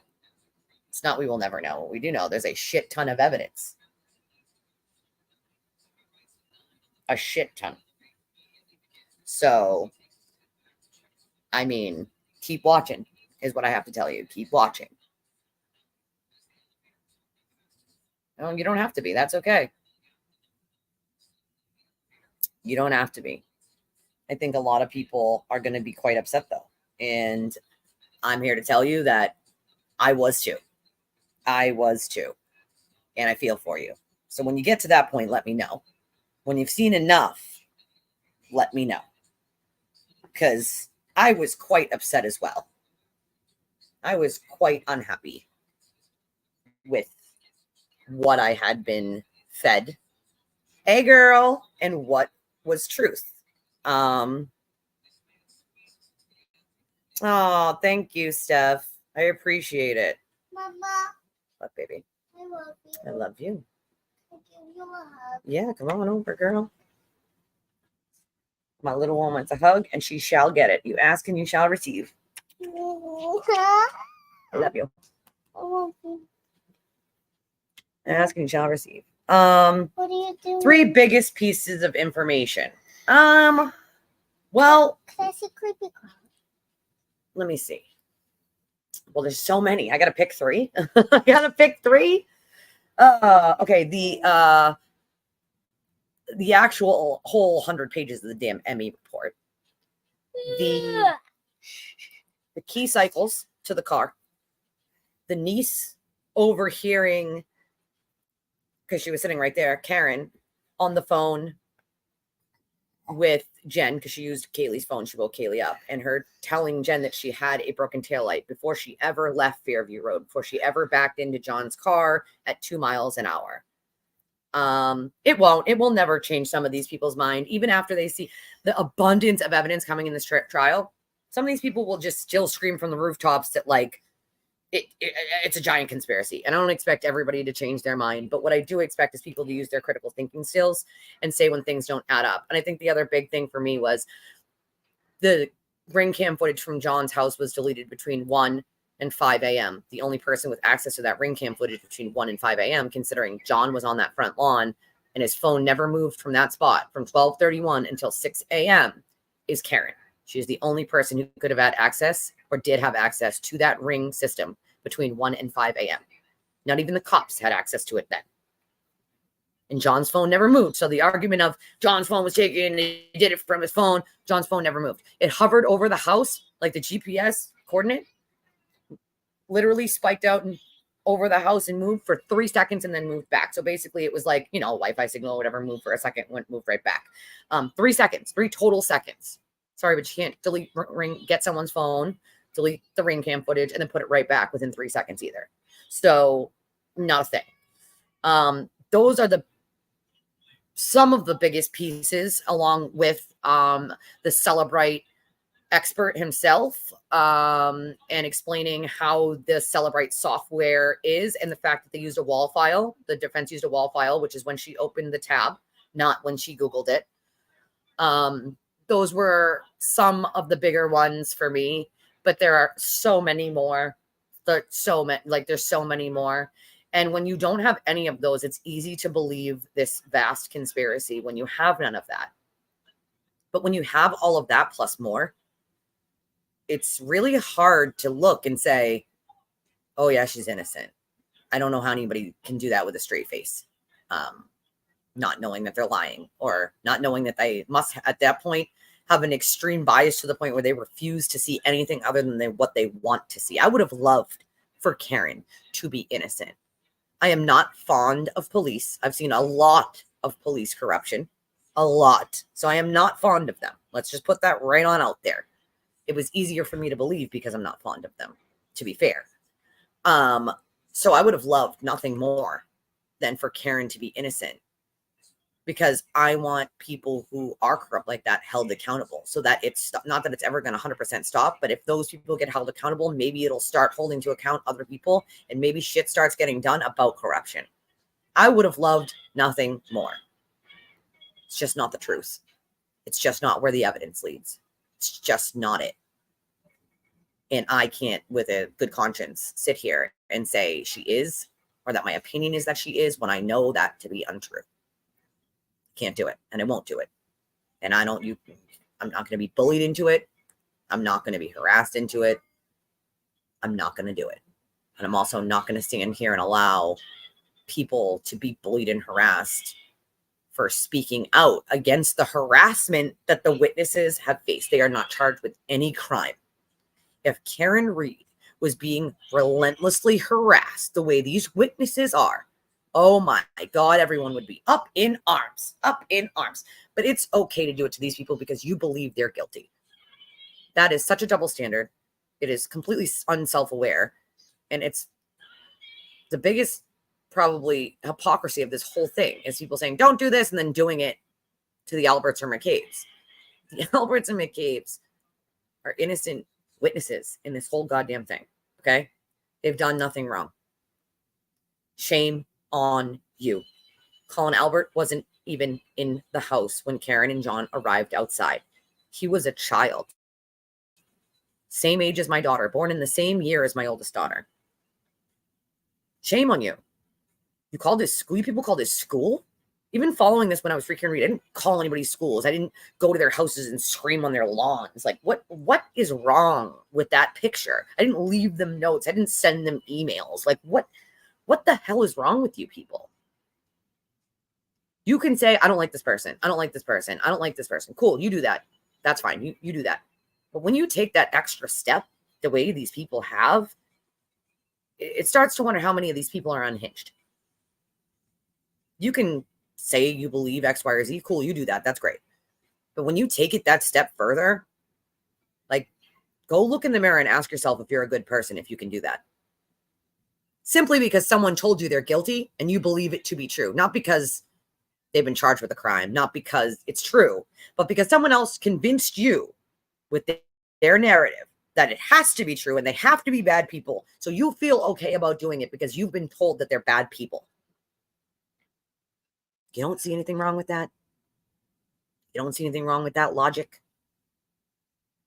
Then I suggest you get a therapist, because there's something very wrong with that logic.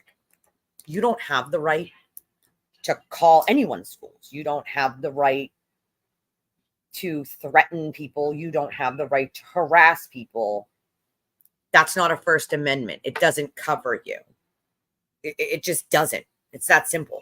The First Amendment doesn't cover harassment, criminal harassment, or cyber stalking for that matter. I think these people think like, and because a lot of people haven't been charged yet, I think they thought that they just like got away scot-free. Like, I'm here to tell you, you didn't. And they've been investigating a lot of people for a long while. And cyber stalking is a crime. Just know that. So if you think you're like making an anonymous Twitter is going to save you, I promise you there's these things called subpoenas, right? And if you're harassing the McCabe's and you're harassing like any innocent person who you've been told is a bad person and everybody's a scammer and a grifter and a bad person and, you know, all the same talking points that come out of his mouth 24/7. I'm here to tell you the police do know who are the worst offenders, and they do have a right to get a subpoena. And the First Amendment doesn't cover you because Twitter has to abide by the legal subpoena and give up your name or your IP address. So you can register with a fake name all you want, but they're just going to track the IP. Like, you can use VPNs too. They're still going to find you, just so you know. Like, I just can't, I mean, I can't help it. It's just who I am anyway, you know? But I don't think, I just can't imagine calling a kid's college, like or someone's job. Like that's their livelihood. You don't have to agree with what they say or their opinion, but you're going to call their job. Come on, dude. Stop it. Like, and that's, exactly. Well, the thing is they will be. And then they'll be sitting in that jail cell wondering how they got duped into all of this and then realizing they got plenty of time to think. And with that time to think, they're going to realize like, oh crap, I was used as a pawn. Simply that. And I feel bad for some of those people, and I shouldn't. And I feel bad for some of those people because they were used and they thought they knew something they didn't know. They thought they were calling out corruption and stopping bad in the world, and they weren't. They were contributing to it. I know what that feels like. I mean, I never stood on somebody's lawn, screamed at them, sent them letters, called their schools or jobs or any of that. I just even felt bad for believing the conspiracy to begin with. So for that, I have asked someone else on my behalf to apologize to the McCabe's and the Alberts and anyone else that may have been offended or harmed by anything I said on my show, because it's not okay. We got to do better, right? You got to be a better person today than you were yesterday. That's all you can do. But that kind of shit is not okay. It's affecting real people's lives. These are real people. Everybody deserves peace of mind.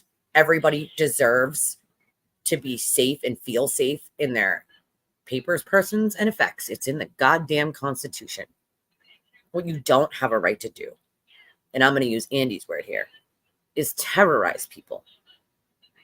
You don't have a right to terrorize people. That's not a right that you hold. And if that's something that you're doing every day, shame on you. Shame on you. And I promise you, you're going to look back at this and you're going to feel bad. You're going to wonder why you did it. And you're going to wonder why you believed it. And why you didn't see the red flags. And why you didn't listen to other people who tried to warn you. I just ask that when you do figure it out, you apologize. You apologize to the people who deserve those apologies. Because real lives have been affected by this. Real life people, real life children. And that's never okay. I don't care what world you live in. Planet, X, it's still not okay. Like, we got to do better, too. Like, we should be helping one another and giving a helping hand to people, not tearing them down. Like, what kind of world are we living our children in and our grandchildren? If that's how we're going to act as adults, what are we showing our kids the way to act? With no evidence, with just someone say so? Come on. It is heartbreaking. Carrie Roberts broke my heart today. It's awful.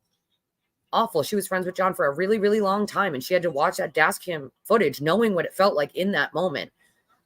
Like, there is no footage of when I found out that my fiance in 2006 died in a house fire. And there was no footage of when they told me that he got out of the house, but he went back in for the people inside because that's the kind of person he was. And he didn't make it out, and neither did someone else. But I can only imagine sitting there watching that. I would have broken right there on that stand.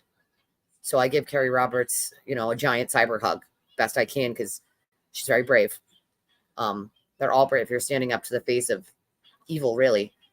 in the face of harassment and bullying and cyber stalking to say the truth. It might not be the truth people want to hear, but it's the truth, you know?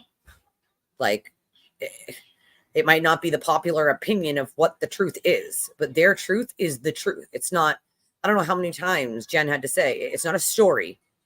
It's the truth. It's what happened. So you don't have to believe it. You can choose to not believe it. And you can, you know, I had nothing really. It's just pre-trial tomorrow. I don't, yeah, it's technically he's not, he's just part of the office. Bob Cosgrove is his name. He is a retired judge. But yeah, that'll happen. And there's another court date, I think, for him within the next week. I don't know if it's this week or the beginning of next week, but it's within the next 7 days or so. So there's the one tomorrow, and then Riley, honey, can you turn that down, please? And then there's that one. I just want to acknowledge that the harassment is terrible and awful, and people need to do better. It's that simple. I don't want to go on $1 million rant about it, but yeah, I mean, there's no doubt the police needed to do better, right? There's no doubt that they could have done things they should have, and that some of the things in the report aren't correct. But I will tell you this from experience: there's almost no case where some of the stuff in the police reports isn't correct. Sometimes they get names mixed up. Sometimes they get what one person said confused with what another person said. Like, sometimes that stuff happens. That's not like, that's on average. That's even big police departments do that. But we have to remember, Canton, as you guys know, most of you know if you're from here, it's a town of 22,000. There's not that many people, right? Like, this is a town that I don't think saw a murder probably ever. And if they did, it was a very, very, very long time ago. So they're not equipped to deal with this. And that's also why the state police have jurisdiction over anything that's like a homicide. They automatically take the jurisdiction because they have the tools to sort of do this. The local police can only do what they can do to sort of do it. Now, I will tell you, I've looked into the evidence collection with the solo cups because that was something that really put me off. Yeah, and no investigation is perfect. You're absolutely right, Stephanie. No investigation at all is perfect. But I looked into this, right? And what I found was, what they say is, as long as it is a new plastic container, that it is acceptable to collect the samples in, as long as you move them into like regular ones as soon as possible. So what they did was they got a brand new pack of solo cups from the cop that lived across the street, and they used those. I'm not saying that they should have used solo cups, but it was either solo cups or nothing, right? So they improvised with what they had. We were also told to believe that that the snowblower, the leaf blower, was just blowing everything everywhere and all over the place. And as we can see from the video, that's not true at all. Into the ground. What do you mean? Underneath John was grass, right? I don't know if you know this, but the ground is like a sponge. It's kind of like when it rains. Where does the rain go? Well, into the ground, just like the blood. And also, they weren't going to pick up all the blood. You know what I mean? They're not going to scoop all the blood. They got what they could get right there that was viable to go in the cups. There was plenty of it that had already seeped into the ground. John had been laying there for hours. His clothes were sopped in blood. But they had taken him already, you know? So a lot of it was in the ground, in the grass, into the ground. Like, that's just like rain, just like when it rains outside, a lot of it goes into the ground. The ground is like a sponge. You know what I mean? Like, it's not like snow where it sits at the top. Like, that's not how blood, it's liquid. Like, so a lot of it went into the ground. Like, well, that's the thing. By the time they could get diggers out there from like the state police, because they had taken jurisdiction, they had to wait for the state police to get there, and they did. The state police took shovels and started digging. But at that point, there was already, from the area where John was covered in snow now, because they had already taken him, and it was coming down pretty bad, like really bad. So they were digging, and that's why they used a leaf blower, because they could get little spots about 7x7 area and do it slowly, and sort of use the leaf blower to like blow away all the snow to the ground in that 7x7 area. But the snow was coming down faster than they could keep up with it. I'm not saying that they handled everything correctly, but the CPD did what they could with what they had. They improvised, right? They adapted. And it's something that they even teach you in the military. Adapt. You got to adapt to the situation. That's what the CPD did. I'm not saying that, everything they did was perfect. Of course not. As we know, like they spelled names wrong and they got some times wrong. But that's normal too, because you have to remember the cops aren't sitting there writing that report right then and there. They got to go back to the station. And sometimes these reports are not written right away. Sometimes they're written weeks, days, like sometimes months later. So then they have to recall all of it. And so of course they're going to get things wrong, or of course they're not going to remember everything. They're just writing down what they recalled. Well, yeah, I guess you can call it the state, but the state police came and did what they could with what they had. And sure, they did pretty much everything they could with what they had, the CPD. The state police were more equipped to deal with some of this. So, they went and moved the blood from the solo cups into regular, and that's what you saw the pictures of them in the garage. Like that's when that's when the state police moved it into the protocol. I'm sure the protocol has changed for the CPD since then, but as we know, they didn't even have body cams. I don't know, you can check them. They didn't even have body cams. They just not voted for those. So like they didn't have body cams. Like there's certain things that a very small town doesn't get funding for. You know what I mean? They just don't have the funds. It's just not in the budget. Like, but I agree. Like some of those things should change, and you hope with things like this that they do. But then again, everything comes back to funding. Do they have the money? Do they have the funding? No, this one's mine. Here, you can have the ice pop one. Do they have the funding? Do they have the stuff to do it? No, this one's mommy's. This one's yours. Where's the red one? I haven't drank it yet. She wants my prime all. She thinks she's going to drink my cherry freeze prime.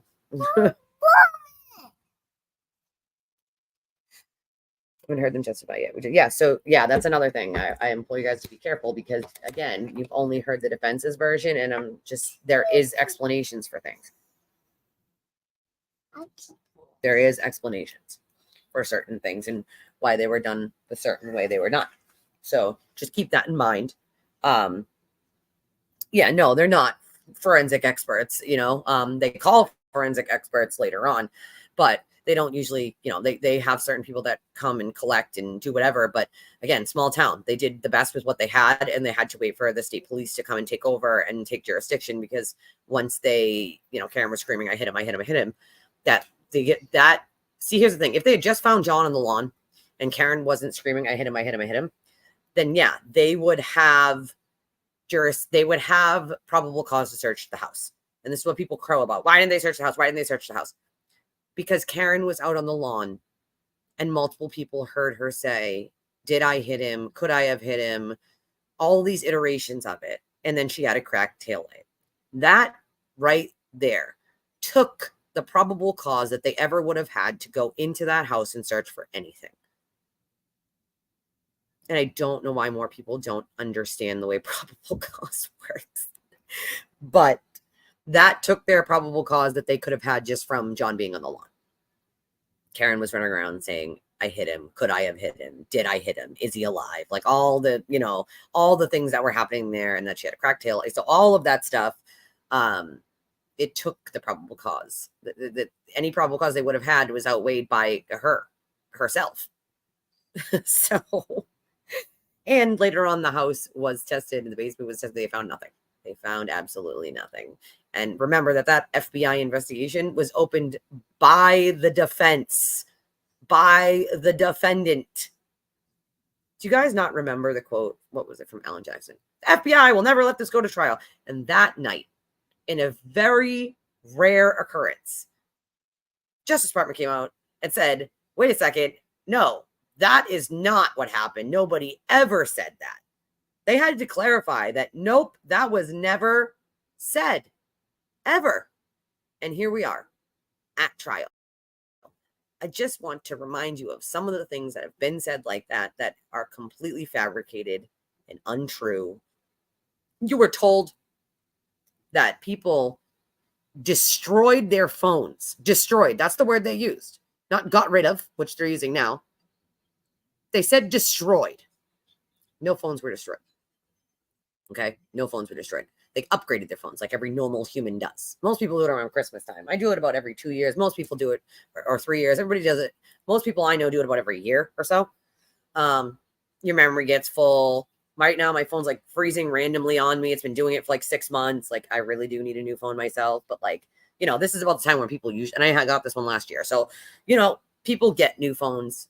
It's not out of the realm of possibility. They had already given phone records over and done all that. So like, why wouldn't they be able to get a new phone, right? Why?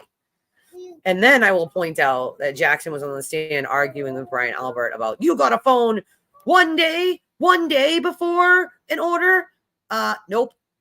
Wrong. And I don't know why Lally didn't catch it at the time, because I caught it on my stream and so did everyone else. And we went back. The order was October 23rd, 2023. Brian Albert got a new phone September 22nd, 2023. So 1 whole month before that happened. Not a day, not hours, a month. A whole month. So that was also a big fat lie. So, you know, a lot of the things the defense has said, what they've done is they've chosen to use certain words to make it seem like it's something else. They're also doing it right now, trying to do it to people on the stand. And I guess people just aren't, you know, aren't buying it at this point. They're starting to realize what they're doing. And they're like, no, you're not doing that. You're not spinning what I said by using different words and making it into a different context. We're not doing that. That's not something we're doing, guys. Sorry. So, but nonetheless, you know, here we are with all of those things that have been lied about, and yet there are still people who aren't questioning the defense. And I'm like, is there any brains here, people? Come on, stop. Does anybody not remember? This will never go to the trial. The FBI will never let this go to trial. And then the FBI dumped 3,500 pages onto the judge, and 90 something percent of it was stuff that the Commonwealth had already like opined about or was already in their documents, and they found no conspiracy. They found no vast cover-up whatsoever. So yeah, I know you. Do you think you have an idea why, Tim? I would love to hear your thought on that. Like, oh man, like, listen, you want to come up and tell me your thought on that? Because I would love to hear it, what you would think about like why they didn't cross Kerry Roberts. Like, I don't know if they're saving it for like them to. I'll send you the link right now. B-Tim is awesome, y'all. We love B-Tim over here. I love to hear his insight on this kind of stuff all the time, because I thought that to be quite interesting. Like, why wouldn't you cross Kerry Roberts? Right? Like, I don't think it was the original game plan. I sent it to you to your email, B-Tim. But it's I don't understand. I don't understand why they didn't cross her. Like, it just doesn't, unless they're waiting and they asked the judge if they could call her back up during like their shtick. B-Tim, everybody, let's let him up. Hey, what's up? What do you think? I think, honestly, I think I'm like at a loss, but I think probably they can't refute her testimony. So they figure, like, I've noticed a trend with them when they don't want testimony to be highlighted and they can't really refute it. So they kind of just ignore it and move on. Like, I've never refute the whole, Karen Reed basically stating that she knew that that she said that her taillight was broken before she even left that. And I've never seen, and I would think that would be an insane thing to like let stay in the air, and was not refuted by Jen McCabe's husband and Jen McCabe. I did not hear that in the whole testimony. They talked about all these other things, but not that. And I said to myself, maybe this is a tactic where they don't want to highlight the stuff that's damaging, and they kind of just let it pass. And I was shocked that they did not cross. They didn't really cross the two people from the Aruba trip as well. No, it's just, were you there on January 29th? Oh, you weren't. Oh, you weren't at the waterfall. Okay, bye. None. Like, yeah, and it's like it's important. Like, and people don't realize that goes to her character, the Aruba trip. It goes to her jealousy. It goes to her quick to anger, quick to irrational thoughts, and pair that with alcohol and a relationship falling apart. You have a recipe for disaster, which it was. A man was basically hit by a car and then was buried in snow and was frozen to death and buried in snow alive. Think of most a nightmare scenario you could think of. A man slowly was buried alive in snow and froze to death. And I think that's a horrible way to go. And, and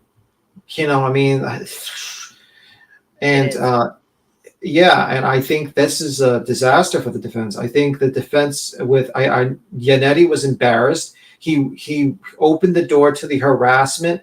I mean, like the whole thing. I mean, I heard the Glare was joking. He was like saying, "Oh, what is that, turtle sperm?" When that came out, I couldn't believe that he said that. And then I thought that it was very weird that Jackson decided it was a great idea to go roughhouse on the witness, even with the harassment and the sarcasm. Even Emily D. Baker was like, "What the fuck are you doing?" Like, she was even like, yeah, she was sitting there. She was like, "What? You don't have to go, you know what I mean? Like, you don't have to go that hard on him, and you're letting this witness get you angry." And even she knew that that was a wrong move. Every attorney knows that was a bad move. Every attorney, that is embarrassing that you let a witness anger you to the point where you did a sarcastic thing about a harassment. Like, at the end of the day, you don't even really have to ask them questions about the harassment. You just move the fuck on to the next questions that go with you. I couldn't believe he actually did. I was like, why would that ever be good for you to ask any questions about that? It wouldn't. It would never help Karen Read. So why would you ever go that route? Yeah, and she says, I want to know why the defense stopped the Karen's Martini story. I don't know.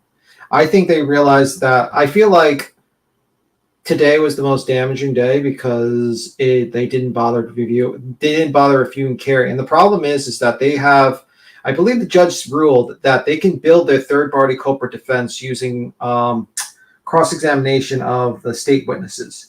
And then if they build their case enough, they can bring in the third-party culprit defense. But the issue is, I don't see it coming in. Yeah, and the issue is Carrie is part of the conspiracy. You know, if you go with that thought process, she's there at the scene. She is corroborating exactly what Jen McCabe said. Obviously, it's not perfect step by step, but she even makes it worse for Karen Read by describing even more damage to the taillight, and also describing that she saw it at 5:32 in the morning. I think it was like 5:30 something in the morning. So that was a stunning moment when. Yeah, it's crazy. I can't. When he opened the door and then tried to stop Jen when he asked her why she went to Elizabeth Proctor's house and then tried to stop her, and the judge was like, he was like, I know you want to tell a narrative, but you need to answer the question. And the judge is like, she is answering the question. You open the door, it's coming in. Yeah, you asked the question and she's answering the question. And every lawyer probably is just like fucking was like godsmacked when that happened. Why would you ask that question? Here's the problem with me. Why would he ask that question? He knows what the answer is. He knows why Jen McCabe has already said why she went to Elizabeth Proctor's house. She's made that desperate. Clear why he was desperate. He was desperate because Jackson, I feel like Jackson was desperate for a win, and that was what was happening. You know what I mean? That's what I think. Because I don't know what the hell was going on there, but nothing there was helping him. And I was like, bro, you're not even helping yourself right now, my dude. Like, not even a little. Although I think Lally could have taken a little more time on redirect on a few things. Hi, Liz. But I mean, he did fine, but I think he lost some opportunity there to explain certain things. And I mean, the group text probably would have been a good way to go show the whole entire thing and show the context of it, my guy. Like, the problem is that he goes to I don't know. I think of Jackson as like a bully that kind of pushes it and pushes it and pushes it. And it's worked for him in the past, but I think in this case, he pushed it too far and it In resulted in that. California, maybe not Yeah. in Massachusetts, because they were not the same type of people. So you push here and we push back. That's how it works. So if you Well, push in California, maybe people break and answer it differently. And that's what he does. He tries to push them to change the answer they've given. and he's used to that. And I think that was the failure of the situation. I think he failed miserably. I think he tried to they rob what is it, the grip of defeat, like get victory from the grip of defeat or something. He completely fucked himself completely over. Absolutely. He knew very well to not ask that question. What he should have done was just left it like in the air for speculation for the jury to have that reasonable doubt in their head that maybe there was a connection. That's Right. what you have. Let me see. Well, It's a TV's troll. well. Let me tell the troll something. Good. I would rather have one person watch me and not spend 60 days in jail and or go to jail for 10 years. This man, Also, again, they need to start learning how streaming works. I'm streaming on multiple platforms. It's actually Yeah. 212. So yeah, you're Oh, wrong. okay. So sorry for you. But I mean, listen, I would rather be a person with no job, homeless on the corner than Turner Boy. He's going to go to Absolutely. jail. And unfortunately, he lost the most important thing in his life. He's going to have to now, he might go to jail and his mom's sick. And he might not be able to speak with his mom when she's sick. He might not be able to fucking see his kids grow up because he's his arrogance and his stupidity has gotten to him. He's still harassing witnesses while he's got a pre-trial tomorrow? Yep, pre-trial.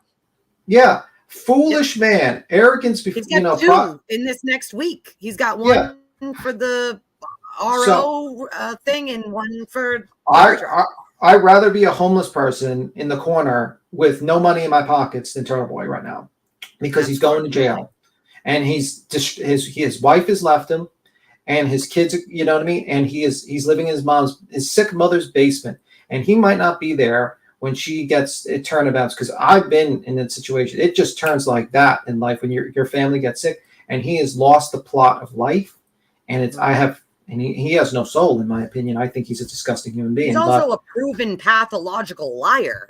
So there's that. Like, he's currently going after Nick Rocco. What the hell does that tell you, people? Come on. Yeah, Nick Rocco, let's be real. Nick Rocco is more liked in the Karen Reed movement because he's a cleaner. Okay, listen. I don't believe Karen is innocent, but the Roccos have never done anything to me. They've never been anything but nice to me.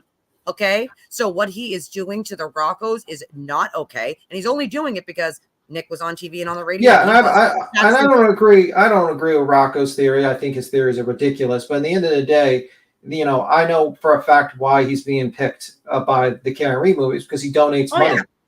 He donates a shit ton of money to the Karen Reed movement. Something that Turtle Boy has not done. Has not donated a dime to the Karen Reed movement so far. I mean, maybe he's doing it now, but like, no, I mean. No, he's not. Okay, so he's donated no money. Well, Nick Rocco has donated money. And at the end of the day, they're going to pick him because he's clean. He's clean cut. He presents well on the camera. He's been on court TV multiple times. He has no stain, and he donates money. So that's why he's being replaced. Simple as that. Yep. Nick Rocco is a better figure. Sorry. It's just a better pick in general, and Aiden's mad about it. And it's really that simple. That's what it boils down to, is the narcissism. And I don't think people realize it's literally that simple. He will spew a million lies about the Roccos, and he doesn't care if they're not true, because he just wants what he wants. He wants the mob to attack, and he wants to think he'll take his rightful place, because that's in his mind what's going to happen. Yeah, I seen that tonight. I mean, listen, I see the turn on court TV because now they've added an extra person to kind of refute Yellow Cottage tales, because now that's 3-on-1 instead of like 2-on-2. And they knew that Nick was doing very poorly in the panels. He needs help, basically, because he's going with the same. Unfortunately, with a lot of turtle riders and a lot of people who are in the conspiracy, they usually go with the same talking points, like the 227, the deleted text. The deleted text, number one, those are archives. They're wall files, basically. Thank you. Like, I mean, it was explained by Boundless Millennial perfectly. It's an archive, and basically, it's a purpose misleading of the actual data, and it was bumped by Green Report. And by the way, I believe Heels made a video about Green, and he's not exactly the greatest person in the background. Let's just say that much. Yeah. So I mean, also with the whole 227, we all know that she did not have like look up a person. Even Turtle Boy knows that's bullshit. I mean, he absolutely knows it's bullshit. She did not look up how's long to die in cold at 2:27 in her bed while her heartbeat doesn't go up one beat and just like plant and manipulate. It's just a ridiculous theory. Mind you, her heartbeat was at the lowest. It was all day at that moment. Because just contemplating murdering people just brings you down to sleeping. And the truth of the matter is, it's just a ridiculous argument. Honestly, I think Karen Reed has a case, but it's a case of malpractice against her own attorneys, and she'll have a lawsuit. What her attorneys have done to her in her case is probably the biggest malpractice I've seen in a while. She should have taken the 16 months that they offered her in a plea deal forever ago. They offered her 16 months? Yeah, she took it. She turned it down like forever ago. What? Yeah. 16 months? I did not know that. Yeah, 16 months. Yep. They offered her 6 months for accidentally killing a cop, and she turned that down. She's an idiot. She's an absolute 16 months she turned down. Yeah, she turned it down. Yep. This was before the trial. But. Yeah, obviously it was before the trial, but if she should have taken that deal and fucking ran, because she would have gotten out probably sooner than 16 months with good behavior and a sob story in her MS. She probably would have gotten out. Here in Massachusetts, you can do certain like little programs in jail that give you time off too. So yeah. But this is like, I honestly think like her attorneys have performed malpractice to her. They should have taken that deal. They should have fucking yelled at her to take that goddamn deal.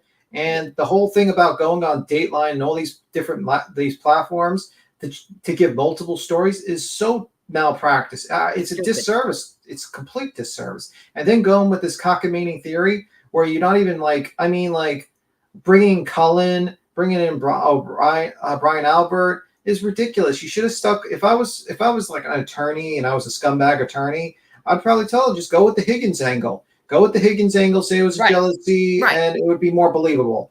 And then you could just say that they were afraid to go against Higgins because he's a DEA agent, and they were worried about their family being blackmailed by the man. And then ATF. And then basically go in and say like the EMT workers misheard my client because it was windy, it was snowy. It was a hectic situation. Could you have misheard my client? And with the beating, then you go with other stuff. But it's just stupid. Absolutely stupid. Yeah, I would have taken the 16. That's for damn sure. I'm not going to risk a life imprisonment. Oh, I would have taken it in a heartbeat. I would have been like, and then I would have bought like a shit ton of concession stand or whatever, the concierge, whatever the fuck they do in prison. A lot of honey buns. Hopefully the honey buns bribe my way out of not being like beat up in prison with my honey buns. And she can not still my pay actual. Them. She not my actual. She can still pay him, but like a 30-year sentence or more is gonna be worse. Hillbilly, he's a cool guy. He's up for. I think it's like he's looking at like 30 or more. I believe. Yeah. I don't know. It's up to a lot at this point. I mean, like, and that's in counting. I just want to point out, it's in counting. Okay. I mean, even if she does get out of jail, even if she gets off and she gets acquitted, who's to say they won't charge her with witness intimidation afterwards? No one, because they're still haven't finished that. I mean, this is a person that has risked their whole fucking life. They could have easily served 16 months. She could have gave a sob story. I'm sure, like, if she would have been, forgiven and stuff, I'm sure John O'Keefe's family would have probably been a little bit more forgiving to her. Probably the people around them wouldn't hate her guts and probably say, "Oh, that was a tragic event. It was a terrible accident.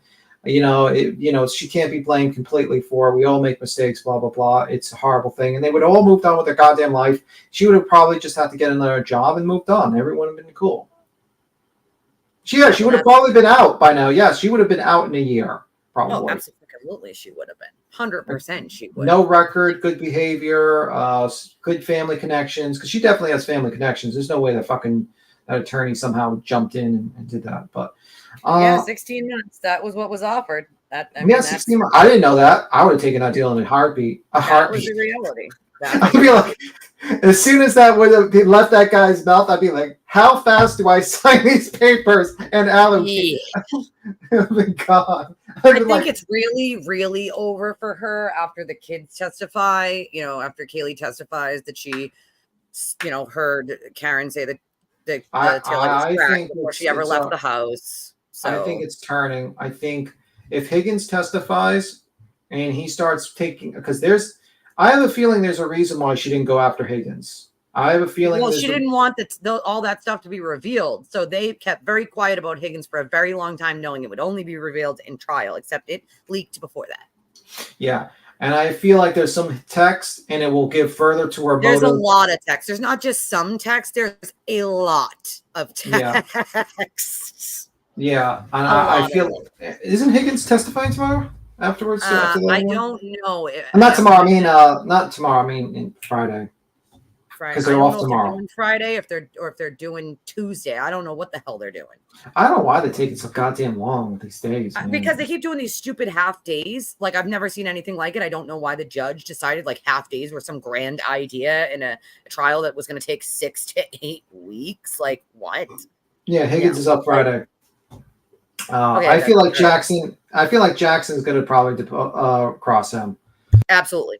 I believe it would be Jackson.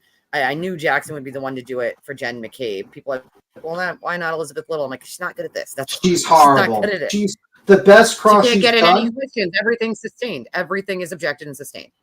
Well, the best cross she's ever done was when she just didn't cross Carrie Right. Roberts. That was the best Right. cross she's ever done.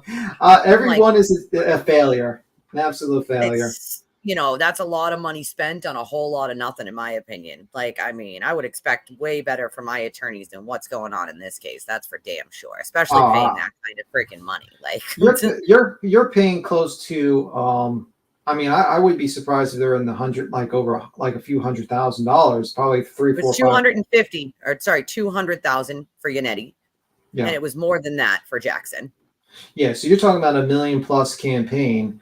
And people, you know what I mean? And there's a lot of money involved in this situation. There's probably a lot of money because I've heard about the like 400,000 of it came from a bunch of random people. So there's that.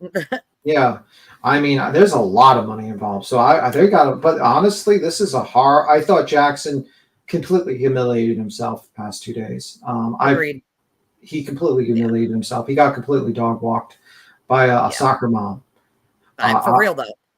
For real, he got dog walked by a soccer mom. She was not letting him spin things and change things that she said or change the context of things, which it's been something he's been trying to do to almost every single witness, and almost every single witness has called him out on it. Mm-hmm. Almost everyone. No, it was 200,000. We have the fee agreement. 200,000 for David Yannetti, down from 250. It was 250 originally. The fee agreement was kind of funny. He says, like, I think Jackson is. What was her words exactly? I think Jackson is Yannetti. She didn't want to. She didn't think that they would get along, and so she thought that like she's like, I can't have the relationship break down and then resort to a public defender during trial. I don't want you to tell him that like I'm not gonna say that I paid whatever because he gave me a break on his from 250,000 to 200,000.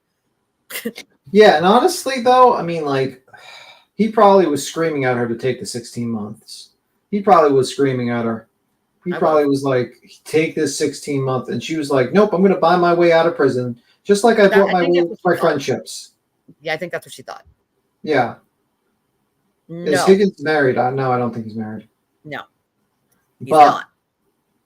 I think. That's not going to be good. Yeah, no, it's not going to be good because it goes to the thought process of this person, because they've been painting this like, oh, they're a loving couple, they were smiling, they were having, and then this guy's going to come out with these text messages that's paints a different narrative that they've been pushing. To me, it seems like this woman is a fucking crazy person who overreacts and then proceeds to think that, like, I think someone in another chat stated, like, basically she buys her way to friendship. She does. Yeah. And she thought mine earlier. Yeah. Buys her way out. Yeah. Yeah. And she thought she can buy her way, and she's trying to buy her way out of murder now. Yep. And it's like, you can't, that's not how this works there, sweetie. Sorry to tell you. And I think after the kids testify, after Higgins testifies, and after you get the data from the car, and then the Celebrite expert, and then the car expert, it's over. I mean, the defense can put on whatever they want after that, but it is fucking a wrap, bro. Like, yeah, and I think like there's going to be consequences to all the bullshit they pulled. I think there's going to be civil lawsuits in the making. No, I know there's civil lawsuits. I know. I mean, I'm surprised. Like, if I was Court TV, I'd be getting ready for a civil lawsuit as well. I would be I'd be very careful, because there's been a lot of defamation that's been running around. And I would, for instance, like Vinny has his own YouTube channel. He better motherfucking be careful, because if I was Court TV, I seen it. And I'd be like, if I was Court TV, I'd be like, Vinny, what are you doing with a fucking YouTube channel? What the fuck are you doing? Do we pay you enough? Why are you on YouTube now? Facts. Unless you're bringing it to like Court TV, why? Like, why? Like, for what? Like, so yeah, I think it's a wrap after those. I mean, especially once like the data, like the actual, like people are like, oh, there's no evidence and they're not, yes, there is. There's a lot of evidence. You just haven't seen it yet.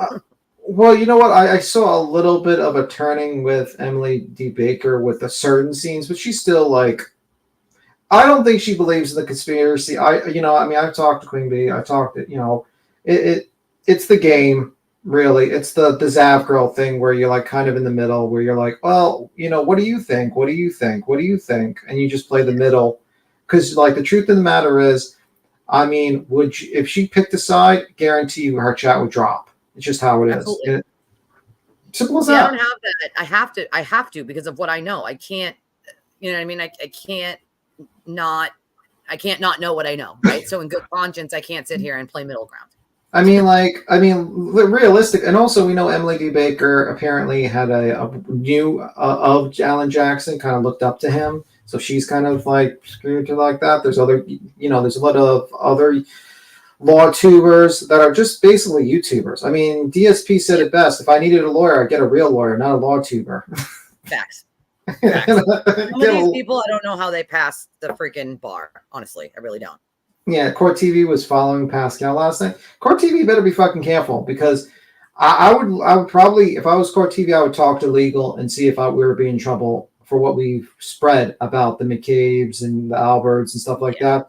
Because in lawsuits, they look for the people with the biggest pockets. Court TV, I don't think Crime and Network was terrible, but it could be. It depends on what you say. But there's a lot of places that they better be careful. Even that newspaper article with like Cullen's, I got to read that article, but if they just talked, they didn't bring up the previous injury, like the previous time he wasn't injured, and that was actually later on, and they just basically it was a month later. First of all, it wouldn't look like that a month later. Common sense, people. Yeah. Also, like, I want to point out that stupid video that is being sent around was sent around by someone that we know who it was, number one.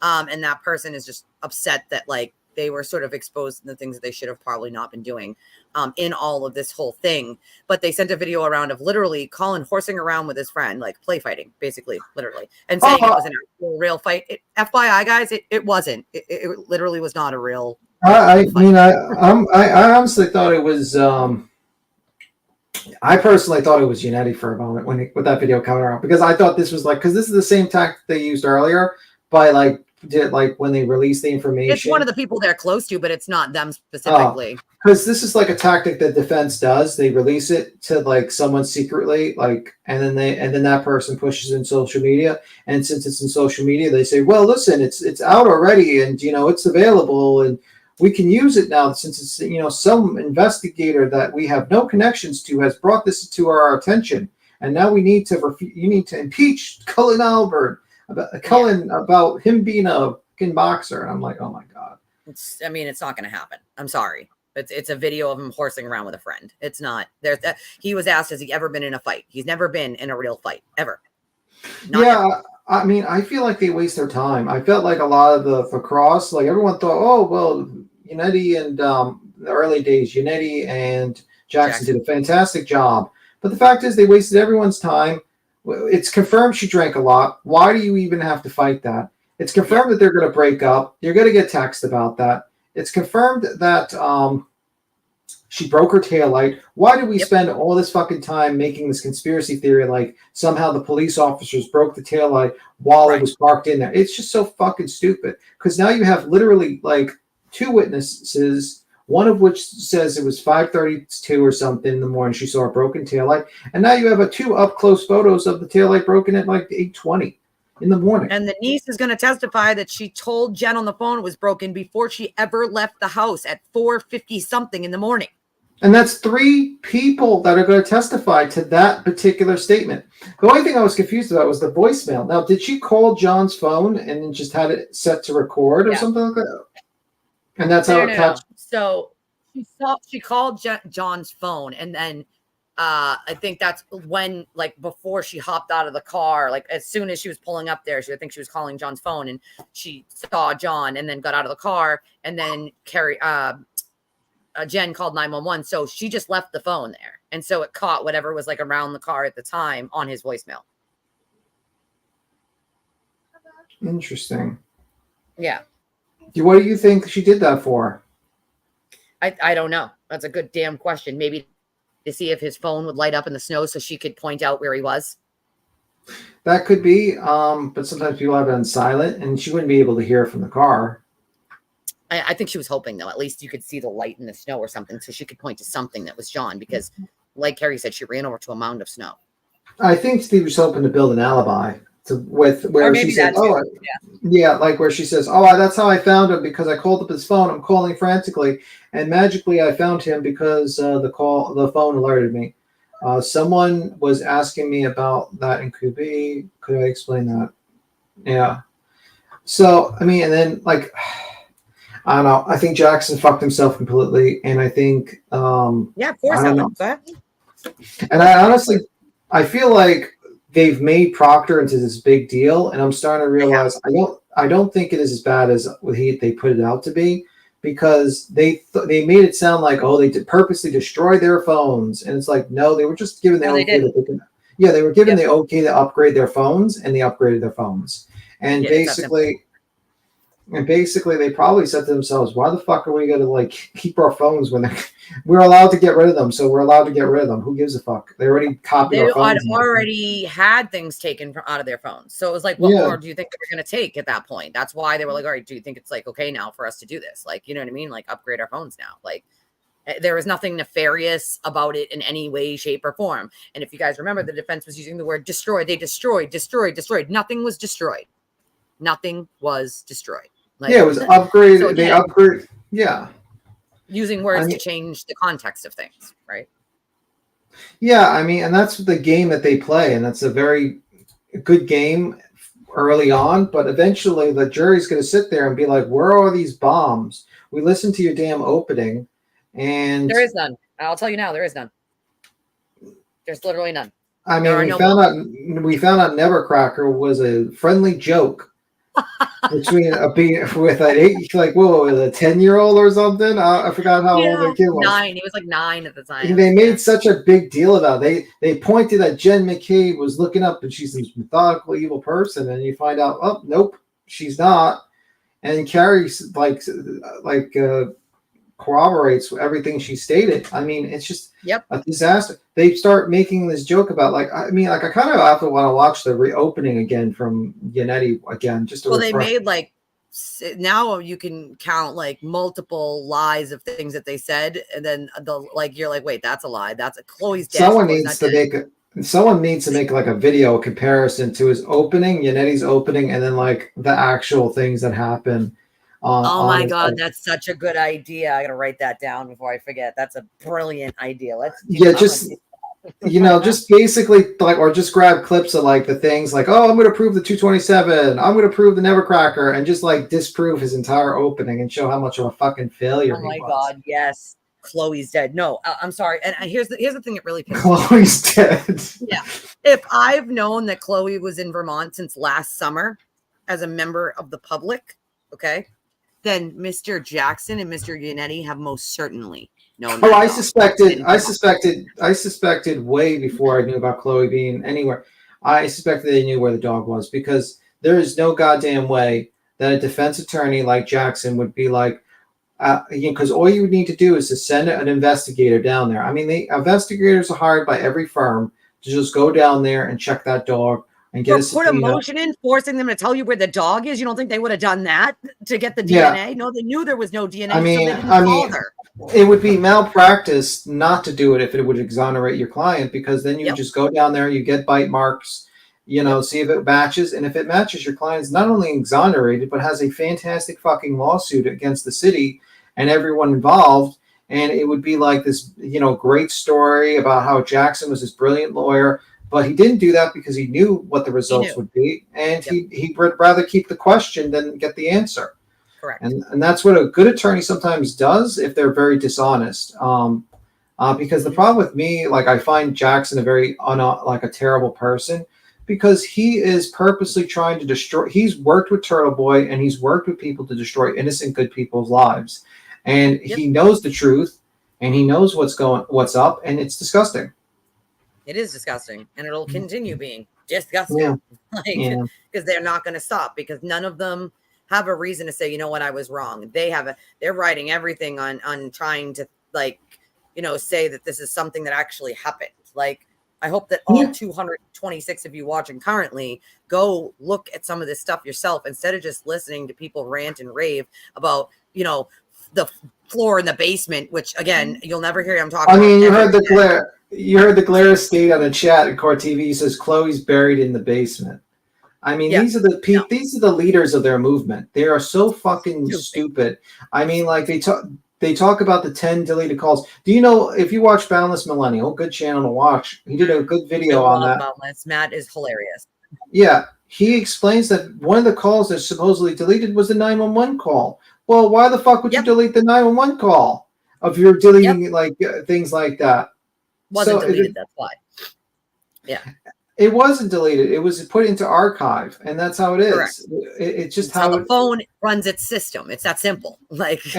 And honestly, people thought it was a great question to have her look at the Celebrate report and question. First off, that shit would never happen in an actual like a civil case.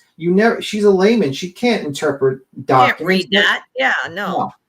And I'm surprised the judge and they let him do that, because like a person cannot interpret technical documents. That is for a Celebrate person to do. And I'm kind of shocked they actually did that. I'm kind of shocked the judge didn't stop a few things. I'm like, wait a second. She gave the answer already, and now he's badgering her basically to change the answer. The judge should have moved him along. Like, Mr. Jackson, the answer was already given to that, because what he was attempting to do with multiple of the witnesses is, because they answered a way he didn't like, was attempting to get them to change that answer.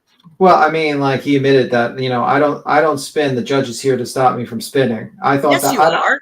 And then I saw, and then I remember people said wow, that's crazy that he said that during a trial. This guy. No, you are spinning, and you have and I think he had to say that at that point, because multiple witnesses have said it in front of the jury.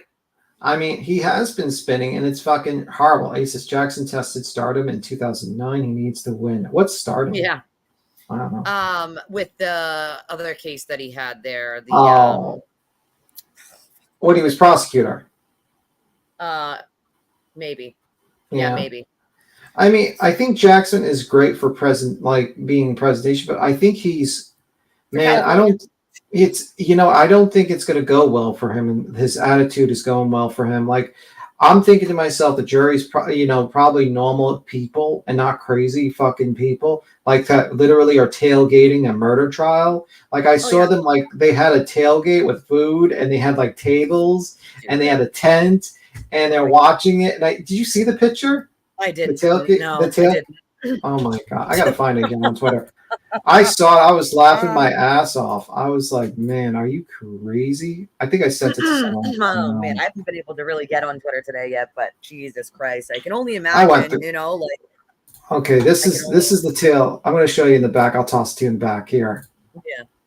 But here's the Twitter. Here's the thing. This is the crowd of people that are Turtle Boy fans, and they are literally tailgating a murder trial, getting foods and snacks and watching it and smiling. What the fuck is this? Do you see it? Oh my god, yeah. You want to show the screen? Hold on, let me get it up here real quick. This is a dead officer. Yeah.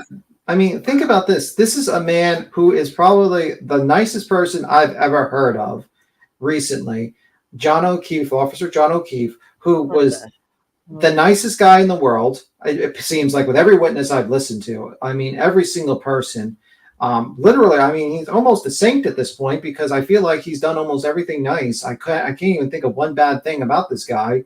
And he dies this horrific way where he dies of freezing to death while being buried in snow. And you got these ghouls with smiles on their face just watching a murder trial, tailgating, and it just shows you like what is going on here. It's protesting is one thing, but like we're like, it's a party now. Like, what are they gonna do if that guilty verdict comes out? Are they gonna, burn the bitch down? Like what? Like Yeah.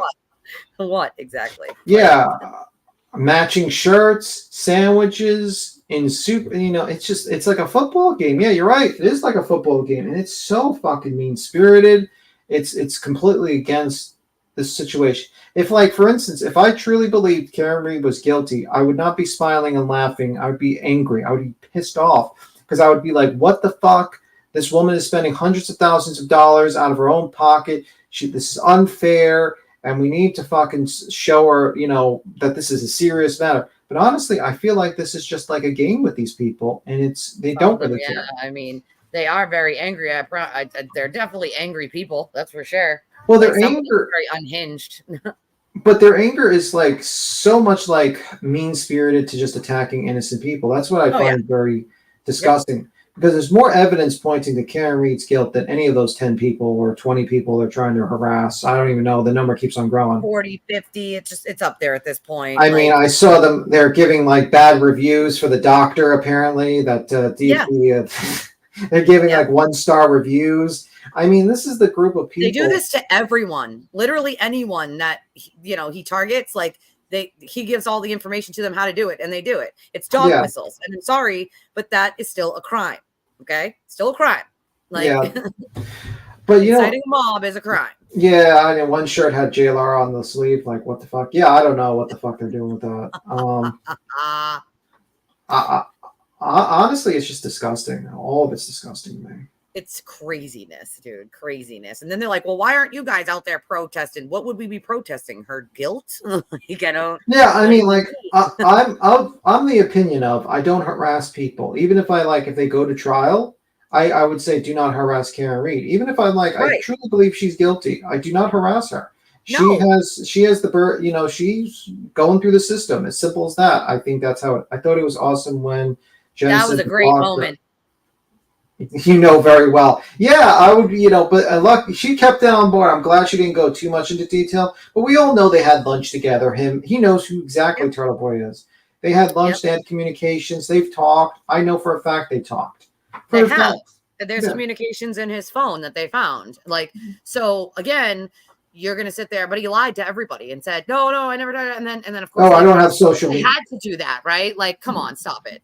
I don't have social media. Sir, we know you have social media. You use the Signal app probably to talk to them. Or the one where he told the news he doesn't know what doxing is, and then you write doxing into the box in his Twitter, and like 75,000 things come up about him complaining about how the Commonwealth doxed Jen Altman because they put her name, and Courtney Healy because they put their name and their phone numbers in a court document.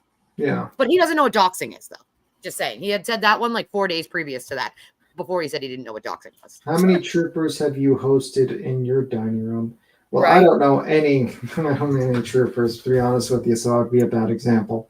But I know a few, but I mean, again, if you grew up with people who end up being cops, it's kind of like, what are you going to say? Like, you're not my friend anymore, or your family members. My fiance's family members. There's 2 state troopers in that family. Like, so what are we going to say? Hey, you're cops, so like, you can't come to dinner anymore. Yeah.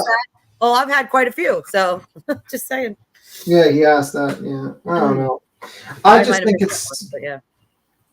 think it was very stupid, and I think it's going to go downhill quickly for those guys. And you know what? I hope that a lot more. I hope when she goes to jail, I hope that certain people go to jail also for witness intimidation. I have no sympathy for Turtle Boy.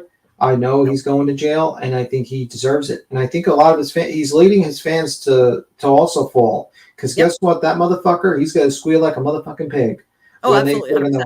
He's gonna rat people out so he doesn't do major time. And all you people that have text with him, I wouldn't trust him as far as I can throw him. And he's a 5'2" man. And I could probably throw him a little bit. So 5'2" man. He's a 5'2" man. No, but 5'2" man. but if you don't think Turtle Boy has recorded every single conversation you guys have had with this he guy, has. Just so you know, I know for a fact he recorded every single conversation, whether you want him to or not. yeah, you know, like that's why he's freaked out about the Taint team having his phone, because there's a lot of illegal shit in there. Yeah, he's gonna rat you all out. Now, if I was you, I would distance myself. I've warned people, but quickly. I have too, but they don't listen, so it's like I can't help you. Then I don't know what to tell you. Yeah, but it is what I it don't know is. what to tell you. You don't want to listen. I can't help you. But yeah, we'll see. I mean, I think it's downhill for the defense, but we'll see. I was shocked. I think everyone was shocked with Kara Roberts, and she was such a great witness too. I honestly think Kara Roberts was more impactful than Jen McCabe, because you actually saw emotions. She corroborated the story of Jen, and she verified that the taillight was broken at 5:30, which kind of limits their ability to actually explain things. Sure does. I am, yes. You're coming in the wrong time, Mary, because I gotta go to bed. But thanks, B Tim, for popping on with me. Thank you. No problem. You have a good one. Bye. You too. Yeah, you can always pop back on anytime. You know, you're welcome. All right, thanks. Yeah, great one. Bye. Yeah, so you popped in at the wrong time because I've been on here since like 7:30 and I'm tired and I'm ready for bed. But thank you all for all 229 of you at the moment that I'm looking at, for coming and for hanging out and for chilling. And if you're on my hey, no worries, me too. I hear ya. My replay crew, we appreciate you too.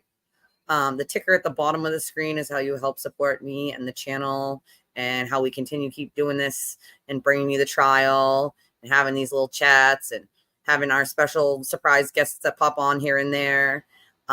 So, you know, I always appreciate it. I hope everybody has a wonderful night, and I will see you guys soon. Good night, everybody.